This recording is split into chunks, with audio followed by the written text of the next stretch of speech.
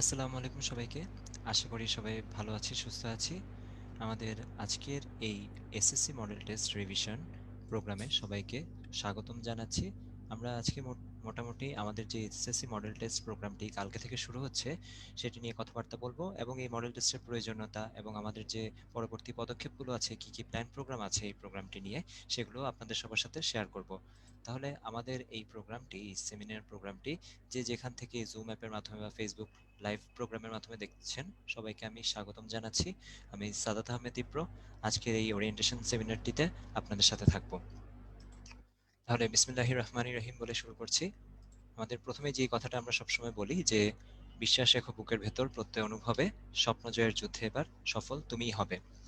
আমাদের যে কোনো পরীক্ষা বা যে কোনো কাজ জীবনে করার আগে সবচেয়ে প্রথম যে জিনিসটা দরকার আসলে সেটা হচ্ছে আত্মবিশ্বাস। নিজের মধ্যে যদি আমাদের একটা কাজ করার আত্মবিশ্বাসটা থাকে, তাহলেই সেই আত্মবিশ্বাস বা কনফিডেন্সটা নিয়ে আমরা সামনের দিকে এগিয়ে যেতে পারি। তোমরা এবার যারা এসএসসি 2021 সালের যারা বোর্ড পরীক্ষাটি দিবে, তাদের জন্য কিন্তু এই মুহূর্তে এই কথাটি খুবই গুরুত্বপূর্ণ। তার কারণ দেখো, তোমাদের কিন্তু 2 থেকে 3 মাসের মধ্যে বোর্ড পরীক্ষাটি হবে। এজন্য এখন তোমার প্রস্তুতি যেমনই হোক না কেন, সবার আগে নিজেকে নিজে ওই কনফিডেন্সটা দিতে হবে, নিজে সেই আত্মবিশ্বাসটা থাকতে হবে যে আমি পারবো, আমাকে পারতেই হবে। তার কারণ আমাদের এই বোর্ড পরীক্ষার রেজাল্টের উপরেই কিন্তু ভবিষ্যতের অনেক কিছু আসলে ডিপেন্ড করে। আমরা তাহলে সামনের দিকে যাচ্ছি।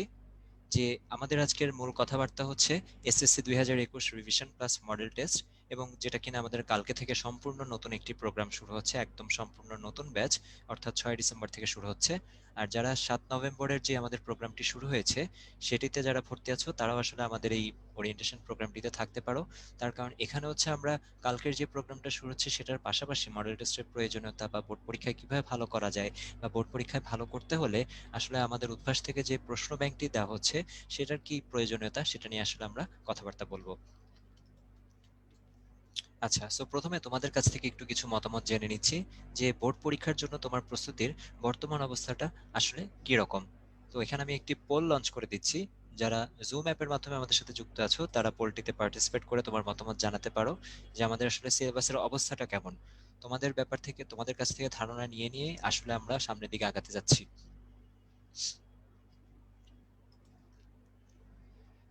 আচ্ছা, দেখা যাচ্ছে যে সিলেবাস সুন্দরভাবে শেষ হয়েছে, এই পার্সেন্টেজটা আমাদের অনেক অনেক কম, যেখানে কিনা আমাদের কিন্তু এখন হচ্ছে ডিসেম্বর মাস শুরু হয়ে গিয়েছে। নর্মালি কিন্তু সবকিছু যদি ঠিকঠাক থাকে তাহলে ফেব্রুয়ারিতে পরীক্ষাটা শুরু হওয়ার কথা। আচ্ছা, দেখা যাচ্ছে আমাদের সিলেবাস মোটামুটি শেষ হয়েছে, এই পার্সেন্টেজটাই বেশি। আর প্রস্তুতিতে যথেষ্ট গ্যাপ রয়ে গিয়েছে, এটাও কিন্তু একটা বড় পার্সেন্টেজ। আমি যদি পোলটা শেষ করে তোমাদের সাথে যদি একটু রেজাল্টটা শেয়ার করি, মোটামুটি আমাদের 59% মানুষের প্রস্তুতি মোটামুটি শেষ হয়েছে। আর 34% মানুষের দেখা যাচ্ছে কি প্রস্তুতিতে যথেষ্ট গ্যাপ। অর্থাৎ মাত্র 7% আমরা আমাদের প্রস্তুতিটা নিয়ে কনফিডেন্ট যে আমাদের বোর্ড পরীক্ষার জন্য প্রস্তুতিটা সুন্দরভাবে শেষ হয়েছে। আচ্ছা, সো আমরা একটু সামনের দিকে যাই। যে এই যে আমাদের যে রিভিশন প্লাস মডেল টেস্ট, এটার প্রয়োজনীয়তাটা আসলে কি। আমরা তো দেখলাম যে মোটামুটি অনেকেরই দেখা যাচ্ছে যে প্রস্তুতিটা খুব ভালোভাবে এখন পর্যন্ত হয় নাই, যদিও আমাদের পরীক্ষার জন্য যে সময়টা সেটা এখনো হাতে খুবই কম। তারপরে আমাদের আসলে এই রিভিশন প্লাস মডেল টেস্ট এটা আসলে কিভাবে আমাদেরকে হেল্প করবে একটু যদি বলি। আমাদের এই প্রোগ্রামে তুমি যে মডেল টেস্টগুলো দিবে সেটাই কিন্তু একই সাথে এমসিকিউ পরীক্ষা এবং সৃজনশীল পরীক্ষা তোমার দেওয়ার সুযোগ থাকছে। এই জন্য সৃজনশীল প্রশ্নে ভালো করার, বোর্ড পরীক্ষার ক্ষেত্রে ভালো করার অন্যতম একটি উপায় হচ্ছে বারবার প্র্যাকটিস করা। এসব প্রশ্নের যেহেতু নির্দিষ্ট কোনো উত্তর থাকে না, তাই আমরা যত বেশি প্র্যাকটিস করব, ততই আসলে একটা নতুন সৃজনশীল প্রশ্ন দেখার পরে সেটার উত্তরটা কিভাবে করতে হবে বা অ্যাপ্রোচটা কিভাবে নিতে হবে সেই ব্যাপারে আমরা ধারণাটা পাবো। আর আরেকটা ব্যাপার হচ্ছে এই যে বিষয়ভিত্তিক পূর্ণাঙ্গ প্রস্তুতি অর্জন। আমাদের এই মডেল টেস্ট প্রোগ্রামের আওতায় কিন্তু প্রত্যেকটি বিষয়, অর্থাৎ এসএসসি বোর্ড পরীক্ষা দেওয়ার জন্য তোমার যেই যে বিষয়গুলোর উপর পরীক্ষা দেওয়া লাগবে, প্রত্যেকটি বিষয়ের উপর কিন্তু আলাদা করে ক্লাস এবং পরীক্ষা থাকছে। সো এই ক্ষেত্রে কিন্তু তোমার প্রত্যেকটি বিষয়কে সমান গুরুত্ব দিয়ে আসলে প্রস্তুতিটা নেওয়া উচিত। তার কারণ হচ্ছে যে এসএসসি পরীক্ষায় আমাদের আলটিমেটলি যদি জিপিএ 5 পেতে হয়, তাহলে কিন্তু সবগুলো পরীক্ষার যেই মার্কস সেটা বা জিপিএ সেটা কিন্তু আমাদের আসলে নির্ভর করতে হবে। আর আরেকটা ব্যাপার যেটা হচ্ছে, তুমি আসলে যত বেশি পরীক্ষা দিতে পারবে ততই কিন্তু তোমার পরীক্ষা ভীতিটা দূর হবে। কারণ হচ্ছে ওই যে প্র্যাকটিসের সাথে সাথে যেমন তুমি আরেকটু এক্সপার্ট হয়ে যাবে, ঠিক একই সাথে তোমার যে পরীক্ষা ভীতিটা সেটাও কিন্তু দূর হবে। আর এখানে আমরা যে সময় বন্টনটা করছি প্রত্যেকটি পরীক্ষার জন্য, সেটা কিন্তু একদম বোর্ড পরীক্ষার অনুরূপ। অর্থাৎ বোর্ড পরীক্ষায় এক একটা সৃজনশীল প্রশ্ন উত্তর করার জন্য তুমি যেমন সময় পাও, এখানেও কিন্তু একই ধরনের সময় থাকছে। এতে করে তুমি কি হবে, যে টাইম ধরে ধরে যে পরীক্ষা দেওয়ার অভ্যাসটা, আমরা অনেক সময় টেস্ট পেপার প্র্যাকটিস করি, সেই ক্ষেত্রে কিন্তু আমাদের টাইমটা সেভাবে মেনটেন করা হয় না। 2 থেকে 3 মিনিট বা 5-10 মিনিট এদিক সেদিক হয়ে যায়। বাট এই ক্ষেত্রে তোমার হাতে খুব ভালো মতো সুযোগ থাকছে একদম সময়ের সাথে মিলিয়ে কিন্তু পরীক্ষাগুলোয় অংশগ্রহণ করার। আর এই যে বিষয়ভিত্তিক মডেল টেস্ট দেওয়ার কারণে আলটিমেটলি কি হচ্ছে, তোমার প্রত্যেকটা সাবজেক্টে যে উইকনেস, সেটা কিন্তু তুমি নিজেই বুঝতে পারবে প্রত্যেকটি পরীক্ষা দেওয়ার পরে। যেমন এরকম হতেই পারে যে তুমি হয়তো ফিজিক্স বা ম্যাথটা ভালো পারো, কেমিস্ট্রিতে হয়তো একটু তোমার দুর্বলতা রয়ে গিয়েছে। তার মানে তুমি যখন একসাথে টানা মডেল টেস্ট দিয়ে যাচ্ছ, দেখলা যে মোটামুটি বাকি সবগুলো সাবজেক্টের মার্কসটা সন্তোষজনক, কিন্তু তোমার যেই বিষয়ের উপর দুর্বলতা, ধরে নিলাম সেটা কেমিস্ট্রি, সেটা দেখা যাচ্ছে কি তোমার মার্কসটা একটু কম আসলো। তাহলে তুমি ধারণা পেয়ে গেলে যে বোর্ড পরীক্ষায় যেহেতু কেমিস্ট্রিতে আমার ভালো ফলাফল করা লাগবে বা জিপিএ 5 পাওয়া লাগবে, তাহলে আমার যে বিষয়টা দুর্বলতা আছে, সেটা হয়তো এখন আমার একটু বেশি সময় দেওয়া লাগবে অন্য বিষয়গুলোর চেয়ে।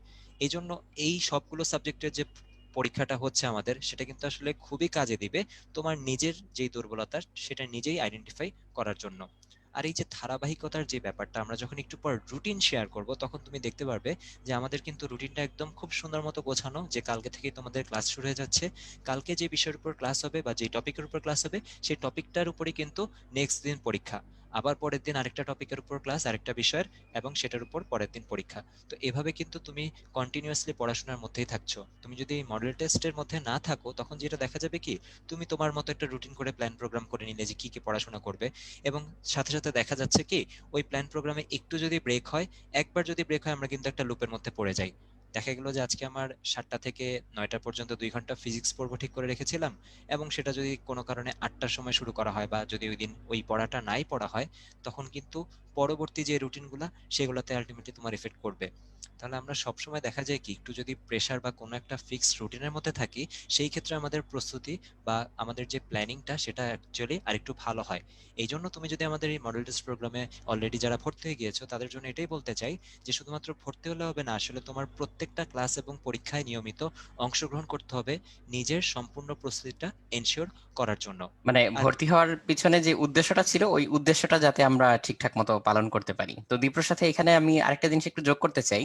এটা আসলে পার্সোনাল এক্সপিরিয়েন্স বলা যায় যে সিলেবাস, যেটা সিলেবাস ধরা যাক আমার শেষ হয়ে গেল, সিলেবাস শেষ হয়ে যাওয়ার পরে যে যে প্রশ্নগুলো এখান থেকে কমনলি আসে, ধরা যাক ওই প্রশ্নগুলো আমি পারিও, এখান থেকে প্রশ্ন আসলে আমি উত্তর করতে পারবো।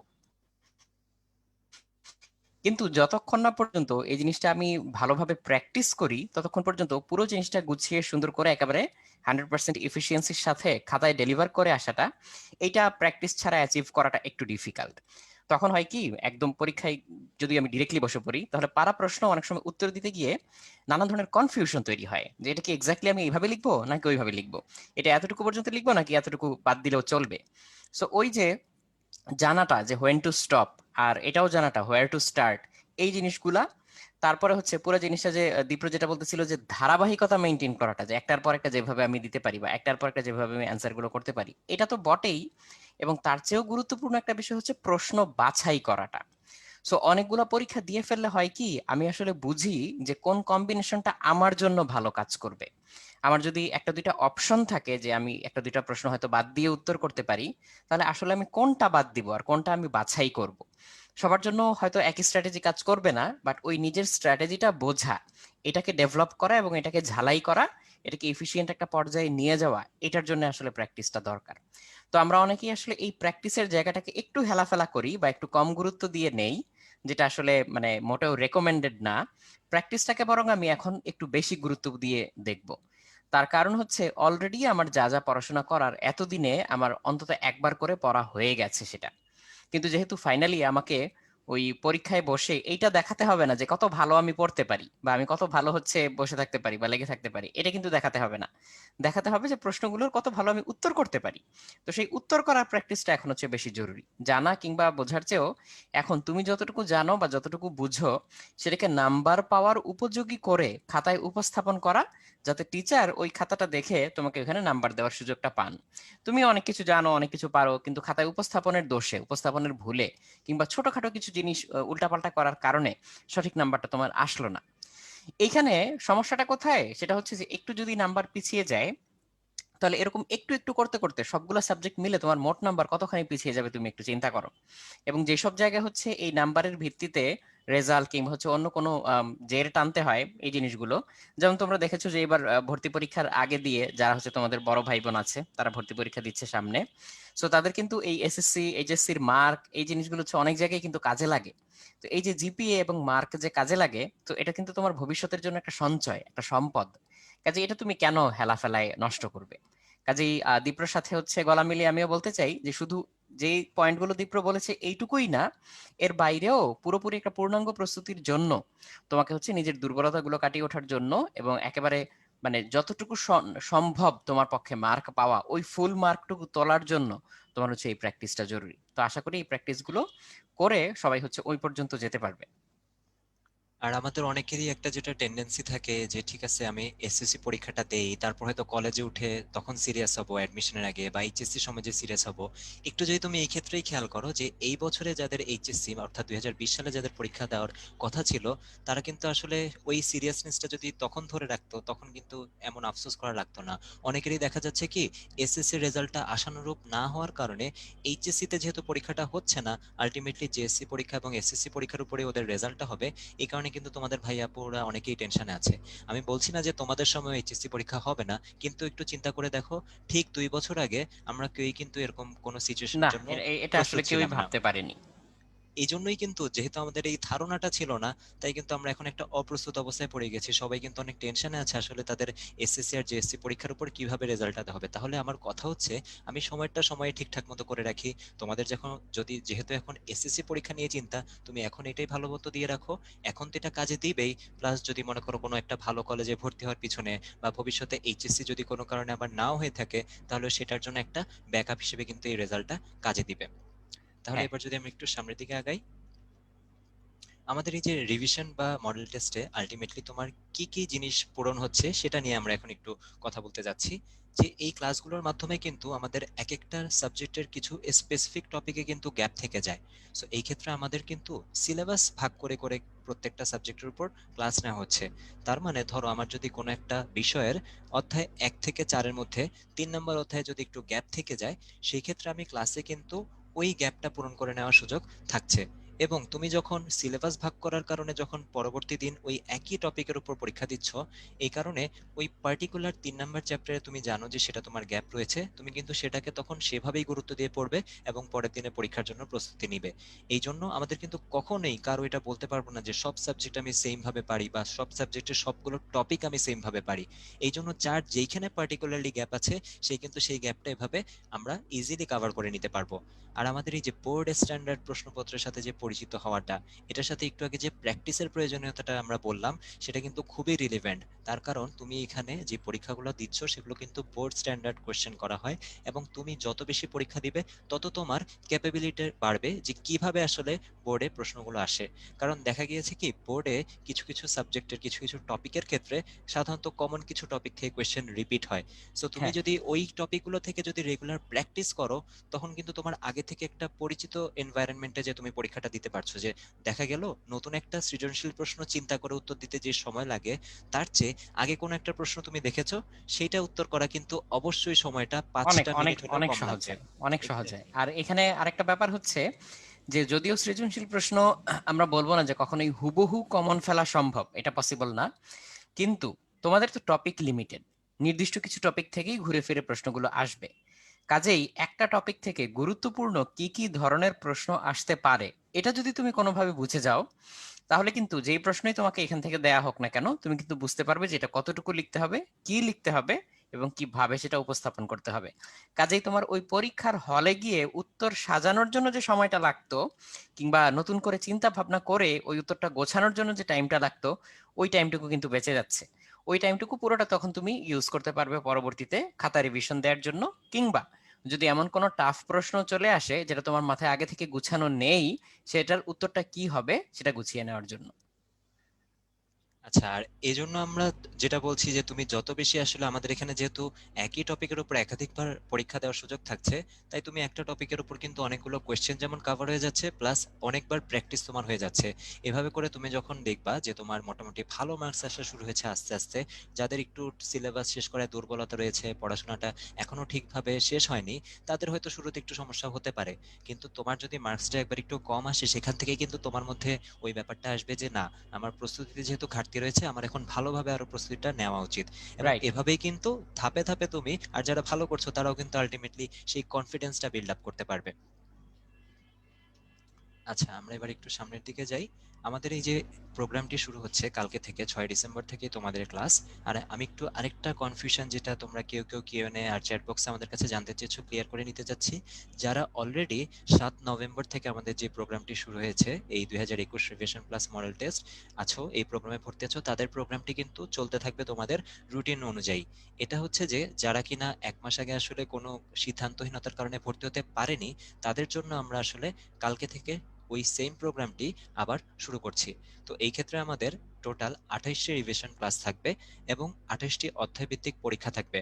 অর্থাৎ যেটা বললাম যে ধরো আজকে বা আগামীকালকে তোমাদের যে টপিকটার উপর রিভিশন ক্লাসটা হবে, বাংলা প্রথম পত্রের টপিকের উপর, ওই পরীক্ষাটা কিন্তু ঠিক পরের দিন অর্থাৎ 7 ডিসেম্বর তুমি কিন্তু সেই পার্টিকুলার টপিকটার উপরেই পরীক্ষা দিবে।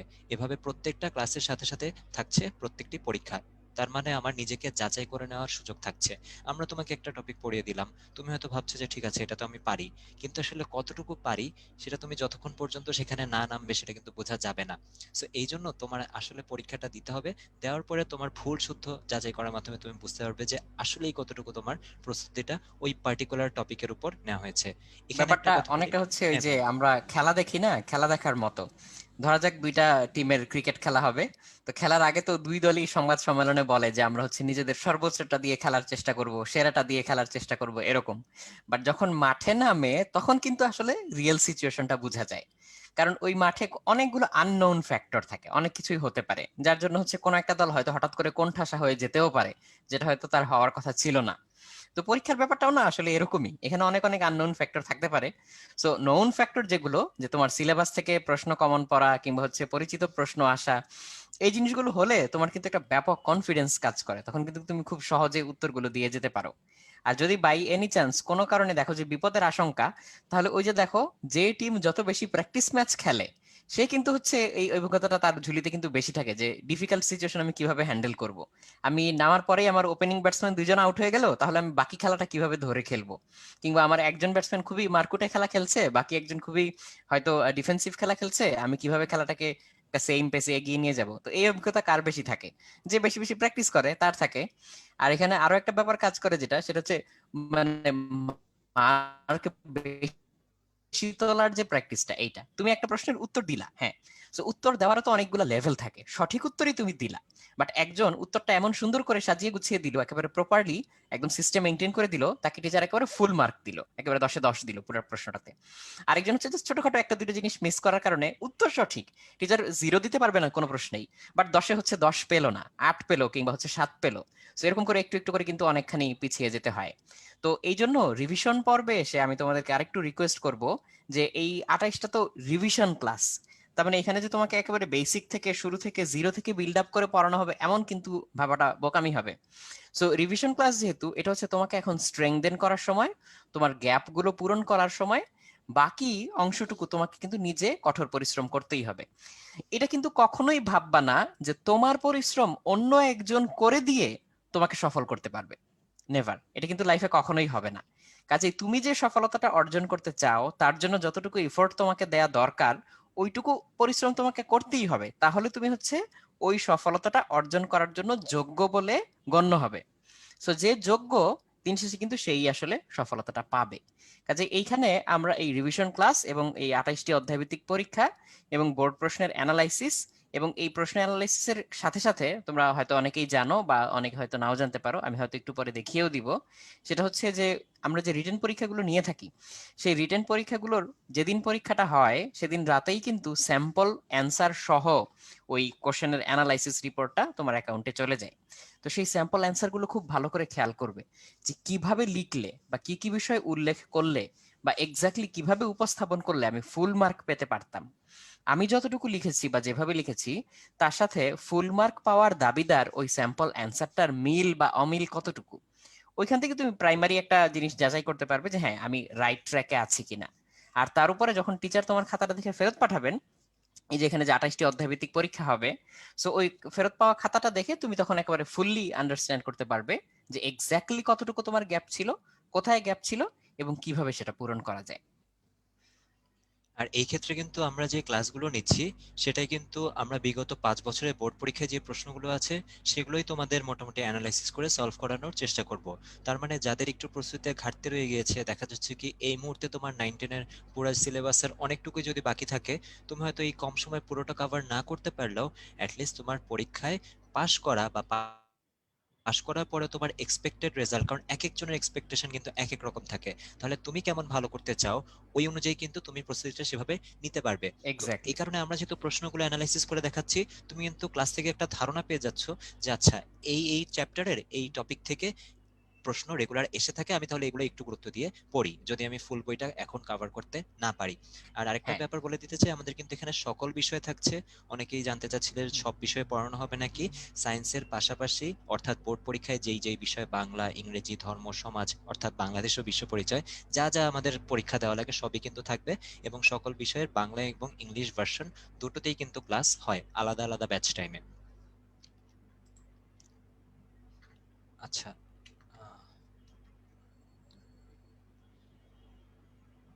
আচ্ছা, আমি শেয়ার করছি।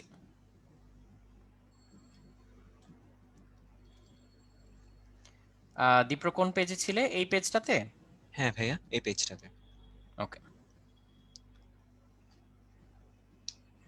আচ্ছা, এখানে ব্রেকডাউনটা দেওয়া যে কোন বিষয়ের জন্য কয়টা করে রিভিশন ক্লাস, কয়টা করে পরীক্ষা, এই জিনিসগুলো। তো এখানে দেখো তোমার হচ্ছে বাংলা প্রথম পত্র, দ্বিতীয় পত্র এগুলোতে দুটো দুটো করে, ইংরেজিতেও তাই।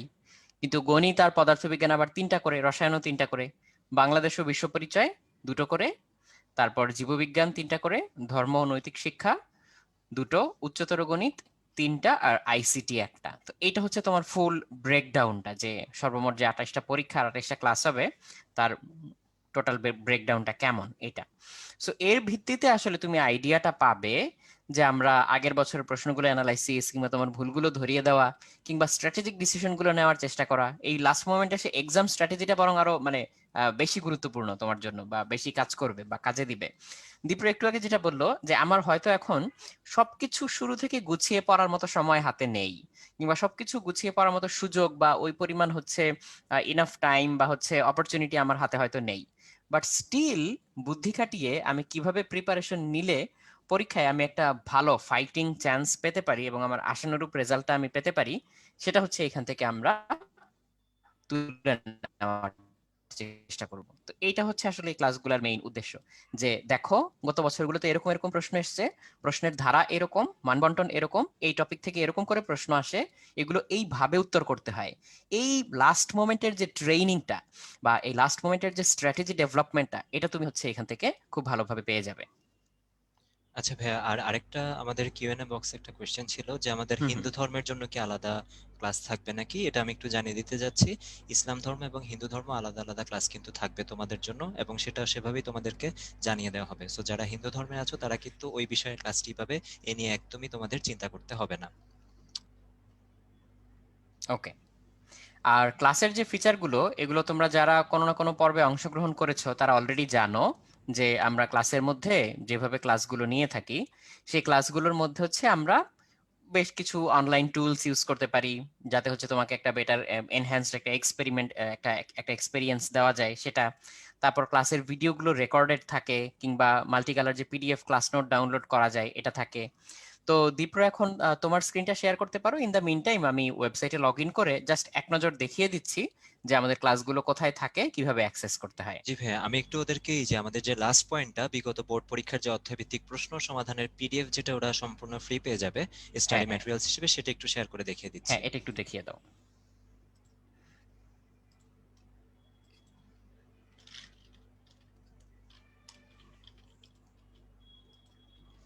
আচ্ছা, আমি এখন তোমাদের সাথে একটু শেয়ার করতে যাচ্ছি যে তোমরা যদি আমাদের এই প্রোগ্রামটায় ভর্তি হও, তাহলে বিগত বছরের বোর্ড পরীক্ষায় যে বিভিন্ন প্রশ্নগুলো এসেছে সেটার পিডিএফটা কিন্তু তুমি পেয়ে যাবে স্টাডি ম্যাটেরিয়ালস হিসেবে। সেটা ভাইয়া দেখাবেন যে কিভাবে সেটা অ্যাক্সেস করতে হয়। তাহলে একটু খেয়াল করো, তোমার কিন্তু এখানে পিডিএফ ফরম্যাটে প্রত্যেকটা চ্যাপ্টার থেকে কোথায়, মানে কোন কোন বোর্ডে কোন কোয়েশ্চেন এসেছে সবগুলো কিন্তু একসাথে তুমি পেয়ে যাচ্ছ।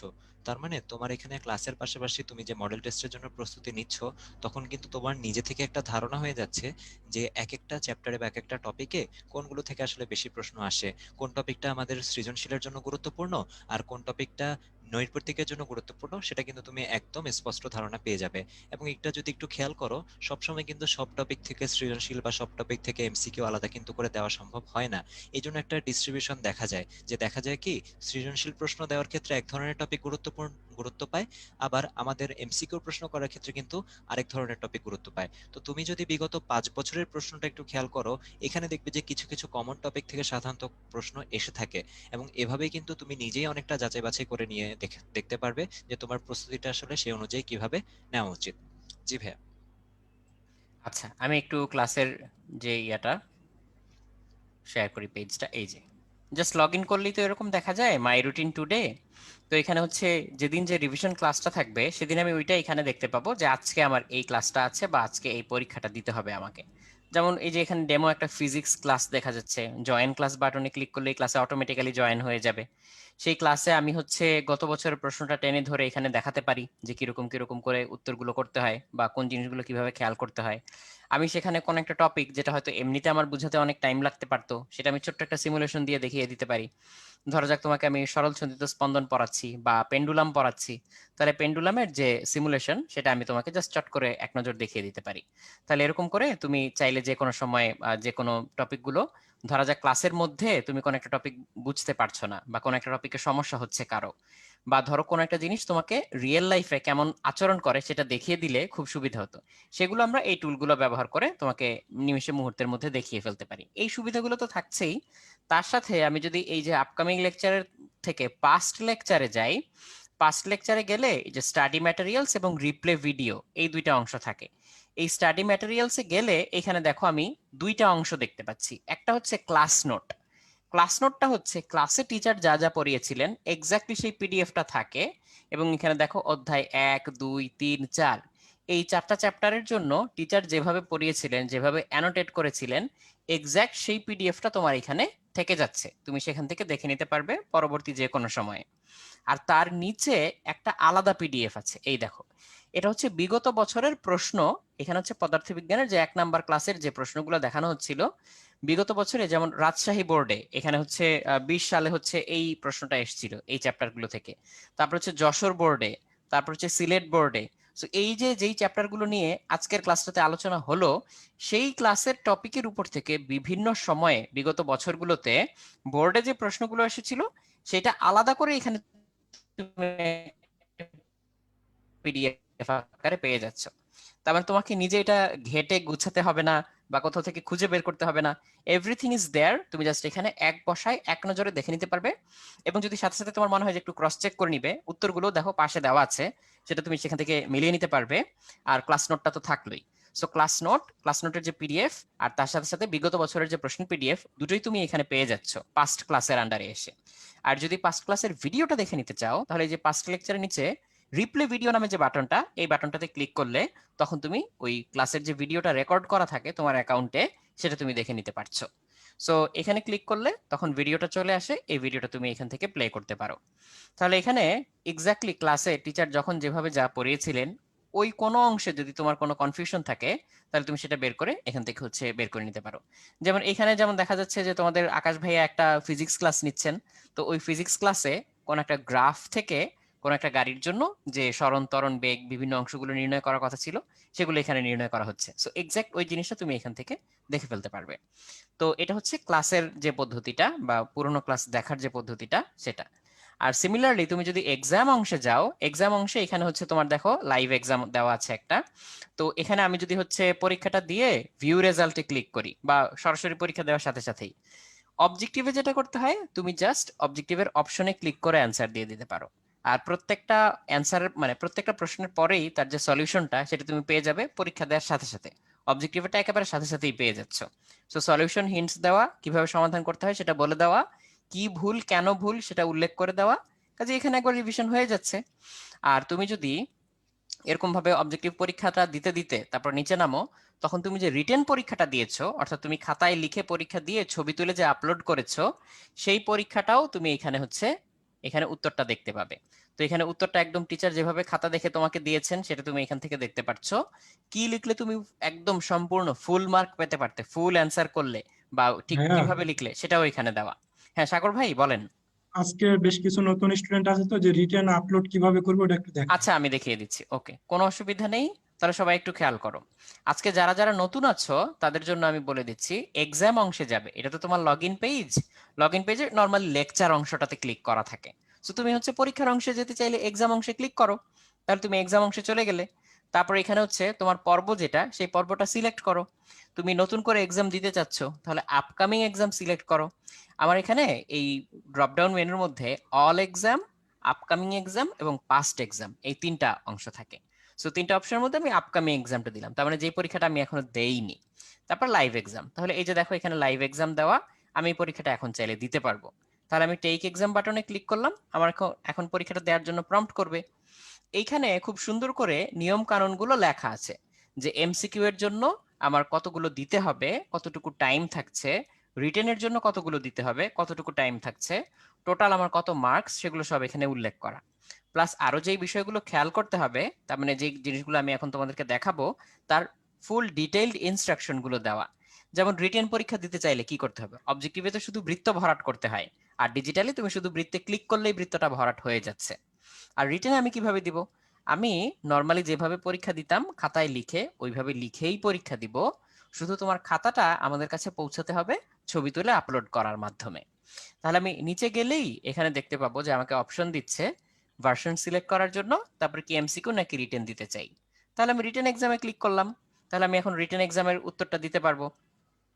তাহলে এখানে দেখো, আমি যে কোনো একটা উত্তর এখানে আপলোড করতে পারি। তো আমি যে কোনো একটা ছবি আমার মোবাইল ডিভাইস থেকে আমার ল্যাপটপে নিয়ে নিচ্ছি। যেমন তোমরা যখন পরীক্ষা দিবে তখন বেশিরভাগ ক্ষেত্রেই কি হবে, ধরো তুমি যে পরীক্ষাটা দিচ্ছ বা যে খাতায় তুমি লিখে পরীক্ষাটা দিচ্ছ, হয়তো তার ছবি তুমি মোবাইলে তুলবে। তাহলে মোবাইলে তুলে তোমার ল্যাপটপে বা পিসিতে ট্রান্সফার করতে হবে, করে সেখান থেকে তুমি আপলোড দিতে পারবে। অথবা আরো একটা কাজ করা যায়, তোমার যদি মনে হয় যে সেটা তোমার জন্য সুবিধা, সেটা তুমি মোবাইলেই কিন্তু পরীক্ষাটা চাইলে দিতে পারো। তুমি চাইলে সরাসরি মোবাইলেই পরীক্ষাটা দিতে পারো। সেক্ষেত্রে তুমি মোবাইল ডিভাইস থেকে ডিরেক্টলি ক্যামেরা অন করে তুমি চাইলে ওই ছবিটা আপলোড দিয়ে দিতে পারবে। তো এই দুটো অপশনই আমাদের এখানে থাকছে। তো আমি এখন একটা ছবি আপলোড করার মাধ্যমে তোমাদেরকে দেখিয়ে দিচ্ছি যে এক্স্যাক্টলি কিভাবে উত্তরের ছবিটা আপলোড করতে হয়। তো সবাই একটু খেয়াল করো, এখানে যে প্রশ্নটা দেখা যাচ্ছে ওই প্রশ্নের মধ্যে নিচে একটা খালি ঘর আছে বা একটা খালি জায়গা আছে। তো এই খালি জায়গায় আমি উত্তরটা আপলোড দিতে পারি। তাহলে এই উত্তরটা আপলোড দেওয়ার জন্য আমাকে কি করতে হবে, জাস্ট এই যে নিচের যে খালি জায়গাটা এখানে আমি ক্লিক করতে পারি, কিংবা তার নিচে যে আপলোড অ্যান্সার ইমেজ নীল রঙের বাটনটা দেখা যাচ্ছে এখানে ক্লিক করতে পারি। তাহলে আমি এখানে ক্লিক করলাম। ক্লিক করলে যদি তুমি মোবাইল থেকে পরীক্ষা দাও তাহলে দুটো অপশন আসবে, যে ক্যামেরা ওপেন করার জন্য কিংবা গ্যালারি ওপেন করার জন্য। তুমি গ্যালারি থেকে ছবি আপলোড দিতে পারো। আর যদি তুমি ক্যামেরা থেকে ছবি আপলোড দিতে চাও বা ক্যামেরা থেকে সাথে সাথে তুলে ছবি আপলোড দিতে চাও, তাহলে জাস্ট ক্যামেরাটা অন করবে, তারপরে তুমি ছবিটা তুলে আপলোড দিয়ে দিবে। আচ্ছা, আমি এখানে গ্যালারি থেকে একটা ছবি আপলোড দিচ্ছি। এই যে যেমন আমি একটা ছবি আপলোড দিলাম, তাহলে এই যে এখানে উত্তরটা করা। তো আমি কি উত্তর করেছি এটা চাইলে আমি জুম ইন করে দেখতে পারবো যে আমি ঠিক ছবিটা আপলোড দিয়েছি কিনা। যেমন এখানে বস্তুর ভর দিয়ে একটা অঙ্ক করা, ভর, ব্যাসার্ধ, দূরত্ব, এগুলো দিয়ে একটা অঙ্ক করা। তো এরকম করে আমি ছবিটা চাইলে আপলোড দিতে পারি। ছবিটা চাইলে আমি ডাউনলোড করে রেখেও দিতে পারি আবার, কারণ এখানে আমি ছবি তোলার সময় যদি ছবির সাইজ কয়েক মেগাবাইটও হয়ে যায়, আপলোড করার সময় সেটা কিলোবাইটে চলে আসে। চাইলে ছবিটা ডিলিট করে দিতে পারি, নতুন ছবি আপলোড দিতে পারি। আমি যদি একাধিক ছবি আপলোড দেই, ধরা যাক আমি আরেকটা ছবি আপলোড দিচ্ছি এখন, এই যে আমি আরেকটা ছবি আপলোড দিলাম। যদি একাধিক ছবি আপলোড দেই, ছবির সিরিয়াল যদি আগে পিছে করতে হয়, আমি জাস্ট এই যে এই বাটনটাতে ক্লিক করে ক্লিক অ্যান্ড ড্র্যাগ করে ছবিটাকে আগে পিছে করে সিরিয়াল করতে পারি। তো এগুলো তুমি করতে পারবে। তো এইগুলো করার মাধ্যমে তুমি উত্তরপত্রের ছবিটা এখানে তুলে আপলোড দিয়ে দাও। ধরা যাক এই যে এই 4টা প্রশ্নের উত্তর দেওয়ার জন্য তোমার 4 পেজ লাগলো, তাহলে তুমি 4টা ছবি এখানে আপলোড দিয়ে দিবে, দ্যাটস ইট। এই এতই সোজা, আর কোনো কিছু করতে হবে না। সোশ্যাল মিডিয়াতে যেভাবে ছবি আপলোড করো এক্স্যাক্টলি সেম সিস্টেম। এইভাবে ছবি আপলোড করতে করতে তুমি নিচে নামতে নামতে সবটুকু উত্তর দিয়ে ফেলো, দিয়ে সাবমিট বাটনে ক্লিক করলে তোমার পরীক্ষা দেওয়া হয়ে গেল, রিটেন পরীক্ষা কিন্তু দেওয়া শেষ। কাজে তুমি সবগুলো উত্তর এইভাবে আপলোড করলে তোমার রিটেনটা দেওয়া শেষ হয়ে যাবে। এরপর তো আমার অবজেক্টিভটাও দেওয়া বাকি, তাই না? আমি আবার প্রথম মাই রুটিন পেজে ফেরত গেলাম, গিয়ে এক্সামে গিয়ে আমি ওই পরীক্ষাটায় নিচে এখন ক্লিক করলে টেক এক্সাম দিলে এখন দেখতে পাবো যে শুধু এমসিকিউ দেওয়ার অপশন আছে, কারণ রিটেন তো আমি দিয়েই ফেলেছি। সো আমি এমসিকিউতে ক্লিক করব।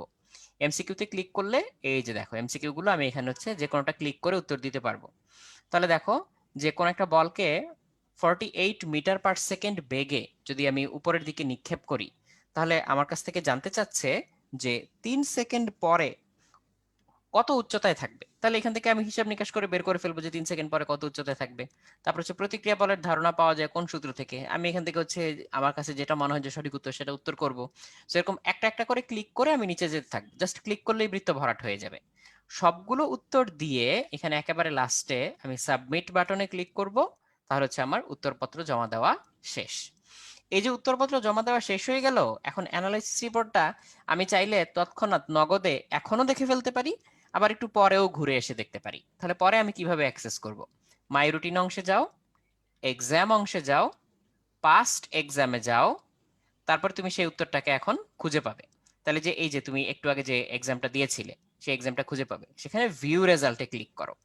ভিউ রেজাল্টে ক্লিক করলে তোমার প্রত্যেকটা প্রশ্ন আবার আলাদা করে দেখাবে, প্রত্যেকটা প্রশ্ন কেন ঠিক হয়েছে বা কেন ভুল হয়েছে প্রত্যেকটা অবজেক্টিভের নিচে সেটা লিখে দেওয়া, সলিউশন হিন্টস দেওয়া।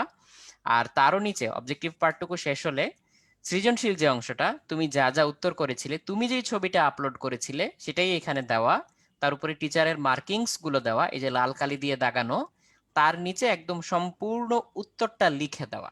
তো এই উত্তরটা কখন অ্যাভেলেবল হবে? যেদিন তুমি রিটেন পরীক্ষাটা দিয়েছো সেদিন রাত্রে 10টার দিকে হচ্ছে এই জিনিসটা অ্যাভেলেবল হয়ে যায়। তো অবজেক্টিভটার সাথে সাথেই হয়, রিটেনটা হচ্ছে রাত্রে অ্যাভেলেবল হবে। আর খাতাটা তুমি পেতে আবার তারপরে আরো 1 দিন বা 2 দিন সময় লাগতে পারে। এই হচ্ছে ব্যাপার। তাহলে এখানে তুমি পুরো খাতাটা পেয়ে যাচ্ছ, একটা স্যাম্পল অ্যান্সার পেয়ে যাচ্ছ, এই যে সবুজ রঙের ব্যাকগ্রাউন্ডে স্যাম্পল অ্যান্সারটা দেওয়া, যে কি লিখলে তুমি ফুল মার্ক পেতে পারতে। এটার কথা আমি বলেছিলাম যে তুমি এর সাথে মিলিয়ে বুঝতে পারবে যে তুমি রাইট ট্র্যাকে আছো কিনা এবং কি লিখলে তুমি ফুল মার্ক পেতে পারতে। তারপরে আবার রিভিউয়েরও সুযোগ থাকে। রিভিউয়ের সুযোগ বলতে তোমার যদি মনে হয় যে টিচারের তোমার এই খাতাটা মূল্যায়ন করাটা ঠিক হয়নি, হয়তো এদিক সেদিক করা যেত বা সুযোগ ছিল, তাহলে সেটা তুমি চাইলে দাবি করতে পারো। যেমন ধরা যাক তোমার কোনো একটা প্রশ্নে ভুল নাম্বার দেওয়া হয়েছে কিংবা নাম্বার যোগ করা হয়নি, তাহলে তুমি কি করবে? তুমি সিম্পলি হচ্ছে উত্তরের নিচে রিকোয়েস্ট ফর রিভিউ বাটনে ক্লিক করবে, করে এখানে হচ্ছে লিখে দিবে যে কোন জায়গাটায় তুমি রিভিউটা করতে চাও বা কোন জায়গায় টিচার রিভিউ করলে ভালো হয়। তাহলে টিচার সেটা আবার রিভিউ করবেন। যেমন এই খাতাটা কিন্তু অলরেডি রিভিউড। কিভাবে? এখানে হচ্ছে প্রথমে লাল কালি দিয়ে শূন্য দেওয়া হয়েছিল, তারপরে হচ্ছে রিভিউ করার কারণে আবার তখন সেটা দেখে ঠিক করা হয়েছে যে একক ভুল হওয়ায় 1 নম্বর কাটা হয়েছে, এই জিনিসটা এখানে হচ্ছে লিখে দেওয়া আছে।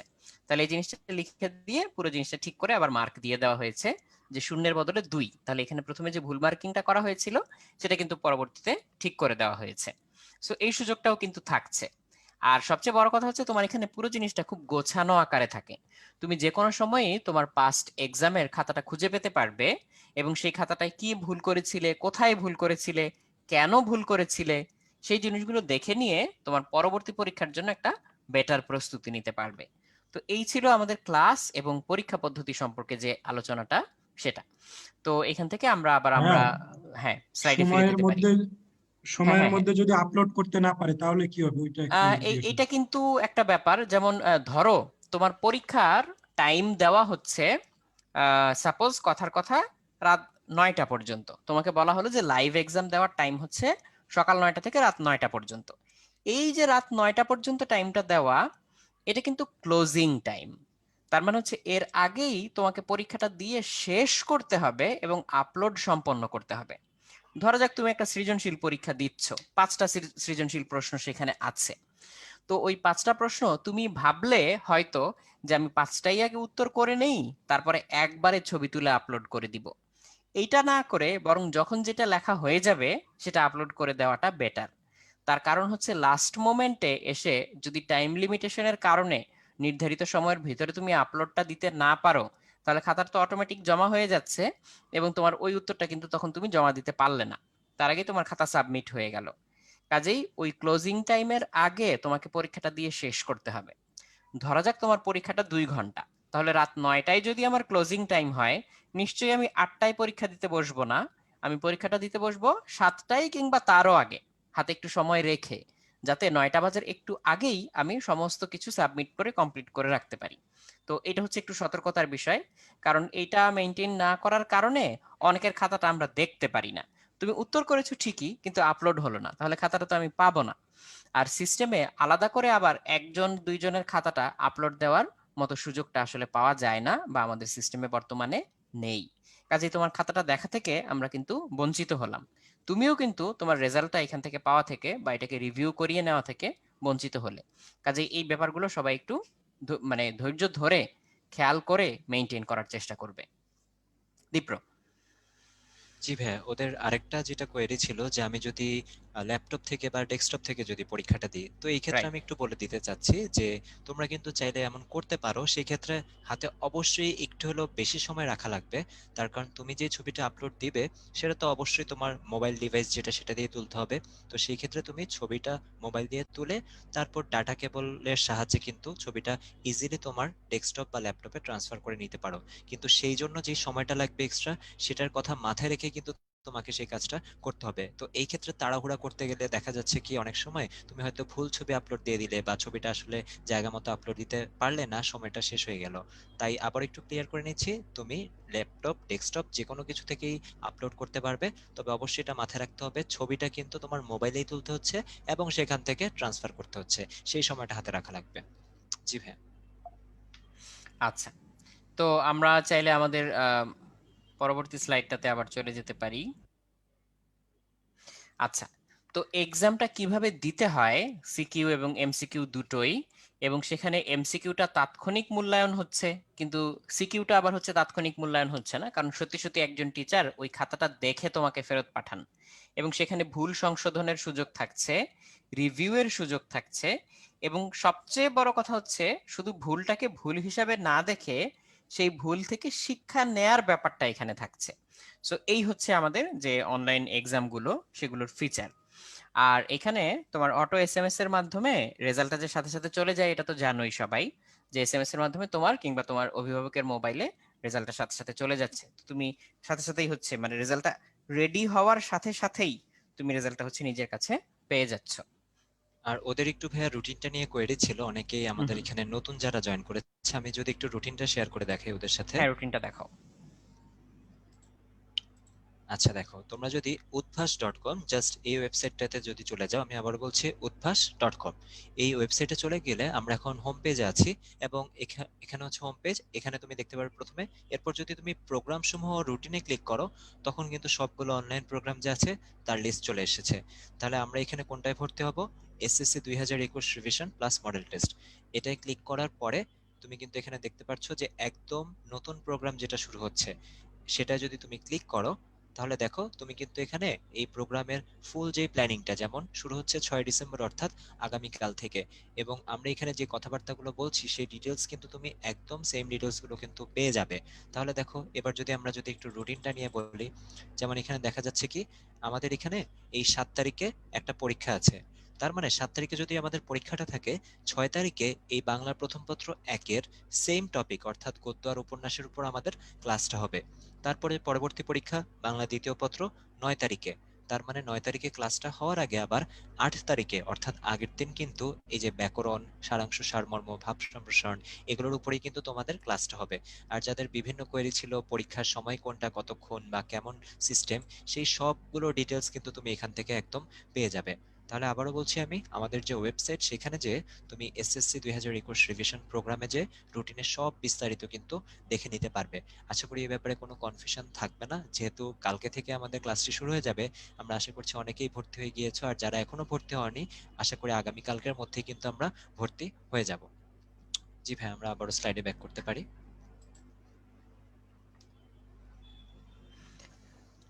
ওকে, আমি এই মুহূর্তে একটা পোল কোশ্চেন থ্রো করে দিতে পারি, জাস্ট তোমাদের ফিডব্যাকটা নেয়ার জন্য, বিকজ তোমাদের ফিডব্যাকটা আমাদের জন্য খুবই ভ্যালুয়েবল। বিকজ এর উপরে ভিত্তি করে তোমাদের সাজেশন যেগুলো, সেই সাজেশনগুলোর মাধ্যমে আমরা জিনিসটাকে আরো এফিশিয়েন্ট করতে চাই। আচ্ছা, তো আলহামদুলিল্লাহ, যারা চমৎকার কিংবা ভালো বলেছো সেটা তো ভালোই, আমাদের জন্য ডেফিনেটলি এনকারেজিং। এবং যারা হচ্ছে মোটামুটি বা সন্তোষজনক নয় বলেছো, তারা বেশ কিছু ভ্যালুয়েবল সাজেশন দিতে পারো। যেমন লাস্ট টাইম আমরা যখন এটা থ্রো করেছিলাম তখন বেশ কিছু ভালো ভালো সাজেশন এসছিল। যেমন হচ্ছে ওই যে যারা হচ্ছে প্রশ্নগুলোর ব্যাপারে বলেছিলে, যে যেমন এখন পরীক্ষা না দিলে একেবারেই হচ্ছে প্রশ্নগুলো অ্যাক্সেস করা যায় না। এটা আসলে হচ্ছে করা হয়েছিল এই কারণে যাতে তোমরা পরীক্ষা দিতে আগ্রহী হও, বা অন্তত পরীক্ষা দিতে একটা লায়াবিলিটি ফিল করো যে এটা না দিলে ওই অংশটা আমরা আর অ্যাক্সেস করতে পারছি না। সো এইটুকু কিন্তু হচ্ছে তোমাকে বুঝতে হবে যে কোন কাজটা কেন করা হচ্ছে। তো কনভেনিয়েন্সের তো আসলে একটা লিমিটও থাকে, তাই না? তো সবকিছুই সবসময় একই রকম করে করলে বা যেরকম করে আমি চাচ্ছি সেরকম ভাবে করলেই সেটা যে আমার জন্য উপকারী তা কিন্তু না। যেমন ধরো হচ্ছে যে কোনো কাজেই ধরো রুটিন মেনটেন করা, যেটা তো সবসময় রুটিন মেনটেন করতে গেলে বা পরিশ্রম করতে গেলে আমার তো কষ্ট লাগবেই, বা আমাকে তো ইফোর্ট দিতে গেলে, পরিশ্রম করতে গেলে আমার তো হচ্ছে পরিশ্রম হবে, কষ্ট হবে, সেটা তো বটেই। তা আমি যদি চিন্তা করি যে সবকিছু আমি আরাম করে করব, হ্যাঁ, যে আমি চিন্তা করলাম যে বোর্ড পরীক্ষার হলে গিয়ে আমি হচ্ছে শুয়ে শুয়ে দিতে চাই, শুয়ে শুয়ে আমি পরীক্ষা দিব আরাম করে, কিংবা সোফায় বসে পরীক্ষা দিতে চাই, এটা যেমন করা পসিবল না, তেমনি হচ্ছে সবসময় এইখানে সবকিছু অ্যাভেলেবল রাখাটাও একটু ডিফিকাল্ট ব্যাপার। তাহলে দেখা যাবে কি যে হয়তো লাইভ পরীক্ষাগুলো সঠিক সময় অনুযায়ী অনেকেই দিতে হয়তো আগ্রহ বোধ করবে না, কিংবা আলসেমি করবে। এই এই ব্যাপারটা হচ্ছে তোমরাও আসলে আমাদের সাথে হয়তো একমত হবে। বিকজ যতই আমরা হচ্ছে ফাঁকি দেওয়ার সুযোগ পাই, ততই কিন্তু আমরা সুযোগটা কাজে লাগানোর চেষ্টা করি। এটা তোমাদের জন্য যেমন আমাদের জন্য আসলে তেমনই ছিল। আমি যদি আমার স্টুডেন্ট লাইফের কথা চিন্তা করে থাকি, যে স্কুলে যখন ছিলাম, যে ফাঁকি দিতে কি মন চাইতো না, কিংবা ফাঁকি কি দিতাম না? ডেফিনেটলি দিতাম। বাট সময় মতো আবার সিরিয়াস হওয়ার যখন টাইম আসতো, তখন সিরিয়াস হয়ে যাওয়াটাও কিন্তু একটা ইফোর্টের ব্যাপার। তো এই কাজে হচ্ছে কিন্তু আসলে আমাদের যে টিচাররা ছিলেন, কিংবা ওই সময়ে অভিভাবক যারা ছিলেন, তারা কিন্তু একটা বড় ভূমিকা পালন করেছিলেন। তো ওই ভূমিকার খানিকটাই আমরা এই মুহূর্তে এই অনলাইন কোর্সটার মাধ্যমে পালন করতে চাচ্ছি, বা তোমাদের সেই দায়িত্বটা কাঁধে নিতে চাচ্ছি, যে তোমাকে নিয়মিত পরীক্ষা দিতে বসানো, নিয়মিত তোমাকে ক্লাস করতে বসানো, এবং নিয়মিত প্র্যাকটিসের মাধ্যমে তোমার যে লেভেলটা, সেই লেভেলটাকে আপগ্রেড করা, এবং ওই জায়গা থেকে তুমি যাতে একটা বেটার রেজাল্ট করতে পারো, কিংবা অ্যাটলিস্ট তুমি যতটুকু ডিজার্ভ করো ওইটুকু যাতে তুমি অবশ্যই অর্জন করতে পারো, এই ব্যাপারে তোমাকে হেল্প করা। সো সমস্ত সাজেশনই হচ্ছে ওয়েলকাম। তোমরা জাস্ট সাজেশন কিংবা পরামর্শ এই ট্যাগটা ইউজ করে বা এই শব্দটা ইউজ করে তারপর হচ্ছে তোমাদের পরামর্শগুলো লিখতে পারো। একটু পরেই আমরা সেগুলো নিয়ে আলোচনা করব। ইন দ্য মেইন টাইম তোমরা যা যা লিখছো আমাদের প্যানেলিস্ট ভাইয়ারা সেগুলো আলাদা করে রাখবেন, আমাদের সাথে এটা, আমাদের সামনে এটা তুলে ধরবেন, এবং আমরা দুজনে মিলে এটার উত্তরটা দেওয়ার চেষ্টা করব। তো থ্যাংক ইউ সবাইকে খুব দ্রুত এই পোলটার রেসপন্স দিয়ে দেওয়ার জন্য। আমি শেয়ার করে দিচ্ছি যে চমৎকার কিংবা ভালোর পার্সেন্টেজটা সব মিলিয়ে 83% মতো। আর বাকিরা যা যা সাজেশন দিতে চাও ডেফিনেটলি ওয়েলকাম।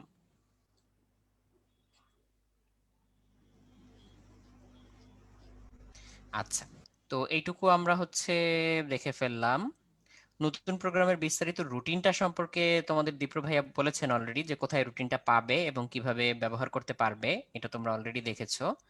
আর এর মধ্যে ভর্তি সংক্রান্ত যে তথ্য, এটাও অনেকে জানতে চেয়েছো, একটা ফ্রিকোয়েন্টলি আস্কড কোশ্চেন, যে ফি কত, কমন ডিসকাউন্ট কত, প্রিভিয়াস স্টুডেন্ট যারা, তার মানে উদ্ভাসের যে কোনো সময় যে কোনো প্রোগ্রামে যারা আগে জড়িত ছিলে কোনো না কোনো ভাবে, তাদের জন্য কত ডিসকাউন্ট থাকবে এবং কত দিন পর্যন্ত থাকবে সেটা, এবং প্রশ্ন ব্যাংকের যে ফি, সেটা হচ্ছে আলাদা করে এখানে সবকিছু উল্লেখ করা। তো এরপরেও অনেকে জানতে চাও যে 10টি বিষয়ভিত্তিক মূল বই ভিত্তিক যে প্রশ্ন ব্যাংক সেগুলো কি কি। তো এখানে সবগুলো তোমার এখানে দেখানো আছে, যে বাংলা, ইংলিশ, গণিত, পদার্থ, রসায়ন, আইসিটি, উচ্চতর গণিত, ইসলাম ও নৈতিক শিক্ষা, জীববিজ্ঞান, বাংলাদেশ ও বিশ্ব পরিচয়, এই সবগুলো জিনিস এখানে এর মধ্যে ইনক্লুডেড থাকছে। এটা এখানে হচ্ছে, যদি আমি একটু হ্যাঁ অ্যাড করি, হ্যাঁ যে হ্যাঁ হ্যাঁ আমাদের definitely। এই যে 10টি বিষয়ভিত্তিক মূল বই ভিত্তিক যে প্রশ্ন ব্যাংক, এটা কিন্তু ওদের যে বোর্ড পরীক্ষার প্রশ্নের যে পিডিএফ দেওয়া হচ্ছে সেটা থেকে কিন্তু সম্পূর্ণ আলাদা। অর্থাৎ এই 10টি বই কিন্তু পুরোটাই হচ্ছে যে আমাদের উদ্ভাসের নিজস্ব ম্যাটেরিয়াল, অর্থাৎ আমাদের উদ্ভাসের বিভিন্ন অভিজ্ঞ শিক্ষক দ্বারা প্রত্যেকটা বিষয়ের উপরে আলাদা কোয়েশ্চেন ব্যাংক, এবং এটা তৈরি করা হয়েছে বোর্ড পরীক্ষার প্রশ্নের আদলে। অর্থাৎ এখানে বাজারে যে টেস্ট পেপারগুলো পাওয়া যাচ্ছে সেই ধরনের কোনো কোয়েশ্চেনের রিপিটেশন বা বোর্ড পরীক্ষায় যে প্রশ্ন এসেছে সেগুলো রিপিটেশন কিন্তু থাকবে না। এখানে যে কোয়েশ্চেনের কালেকশনগুলো আছে সেটা কিন্তু পুরোটাই হচ্ছে মৌলিক জিনিস। অর্থাৎ কারো যদি বোর্ড পরীক্ষার প্রশ্ন দেখা যাচ্ছে কি, আমি একটু আগে চ্যাট বক্সে দেখছিলাম যে অনেকেই বলছে যে বোর্ড পরীক্ষার প্রশ্ন হয়তো তাদের সলভ করা শেষ বা আমি তো আগে থেকে পারি, তাহলে আমার এক্সট্রা আর কি করা লাগবে। তো যাদের এই এক্সট্রা কিছু করতে চাচ্ছি বা বোর্ড পরীক্ষার প্রশ্নের পাশাপাশিও আমি প্যারালেলি আরো দক্ষতা অর্জনের জন্য প্রস্তুতি নিতে যাচ্ছি, তাদের জন্যই মূলত এই জিনিসটা আমাদের এই প্রশ্ন ব্যাংক। তার কারণ তুমি যত বেশি প্র্যাকটিস করবে, ডিফারেন্ট টাইপ বা ভেরিয়েশন দেখবে কোয়েশ্চেনের, তোমার দক্ষতার কিন্তু ততই বাড়বে। আমি একটু একটা নমুনা দেখাতে চাচ্ছি এই ক্ষেত্রে। তোমরা এটা অবশ্যই হার্ড কপি হিসেবে কালেক্ট করে নিতে পারবে 1500 টাকা অ্যাড করে। আমি এখানে যেটা দেখাচ্ছি একটা পিডিএফ ভার্সন দেখাচ্ছি। আচ্ছা, সো একটু খেয়াল করো, আমাদের এখানে এই যে এখন যেটা দেখাচ্ছি সেটা কিন্তু হচ্ছে আমাদের রসায়ন যে প্রশ্ন ব্যাংকটা, সেটা একটা নমুনা। তার মানে দেখো, এগুলো কিন্তু কোনো বোর্ড পরীক্ষায় আসা প্রশ্ন না, বা এই প্রশ্নগুলো কিন্তু অন্য কোথাও পাওয়া যাবে না। এগুলো পুরোটাই উদ্ভাসের টিম দ্বারা নিজস্ব আমাদের যে ম্যাটেরিয়াল সেটা তৈরি করা। এবং এখানে দেখো আমাদের প্রত্যেকটা চ্যাপ্টারের উপর কিন্তু সৃজনশীল প্রশ্ন, নমুনা প্রশ্ন এবং এমসিকিউ। অর্থাৎ এই প্রশ্নগুলো আমাদের বোর্ড পরীক্ষার প্রশ্নের বাইরে হওয়ার কারণে অনেকেরই একটা প্রশ্ন থাকে, ভাইয়া বোর্ড পরীক্ষার প্রশ্ন পড়লেই কি এনাফ নাকি? তো সেই ক্ষেত্রে প্রশ্ন কিন্তু বইয়ের যে কোনো জায়গা থেকে আসতে পারে। এই জন্যই কিন্তু বইয়ের বিভিন্ন টপিক থেকে দেখা যাচ্ছে কি, যেখানে কিনা বোর্ড পরীক্ষার কিছু কোয়েশ্চেন মিসিং আছে সেগুলো কিন্তু আমরা এখানে পেয়ে যাচ্ছি। তাহলে দেখো, এই যে প্রত্যেকটা টপিক এবং টপিকের আন্ডারে নমুনা এক্সট্রা বেশ কিছু সৃজনশীল প্রশ্ন প্র্যাকটিসের জন্য দেওয়া আছে, যেটা কিনা আমি মনে করি তোমাদের এই লেভেলে প্রস্তুতি নেওয়ার জন্য অনেক সহায়ক হবে, এবং সেটা এনাফ। তাহলে এভাবে আমাদের যে প্যারালেল যে প্রিপারেশনটা হচ্ছে, একদিকে তুমি যেমন মডেল টেস্ট দিচ্ছ, পিডিএফ তো তুমি পেয়ে যাচ্ছ সেই মডেল টেস্টের মধ্যে আমাদের বোর্ড পরীক্ষার, আর এটা হচ্ছে আলাদা যে কোয়েশ্চেন ব্যাংকটা সেটা, এবং এটা অবশ্যই তুমি হার্ড কপি কালেক্ট করে নিতে পারবে 1500 টাকা অ্যাড করার মাধ্যমে। আমাদের এখানে যারা পুরানো পুরাতন স্টুডেন্ট আছো, যারা কিনা 7 নভেম্বরের প্রোগ্রামে ভর্তি হওয়া, এবং যারা কালকের যে প্রোগ্রামটি, নতুন যে প্রোগ্রামটি শুরু হচ্ছে 6 ডিসেম্বর থেকে, সেখানে ভর্তি হবে, এটা কিন্তু সবার জন্য প্রযোজ্য।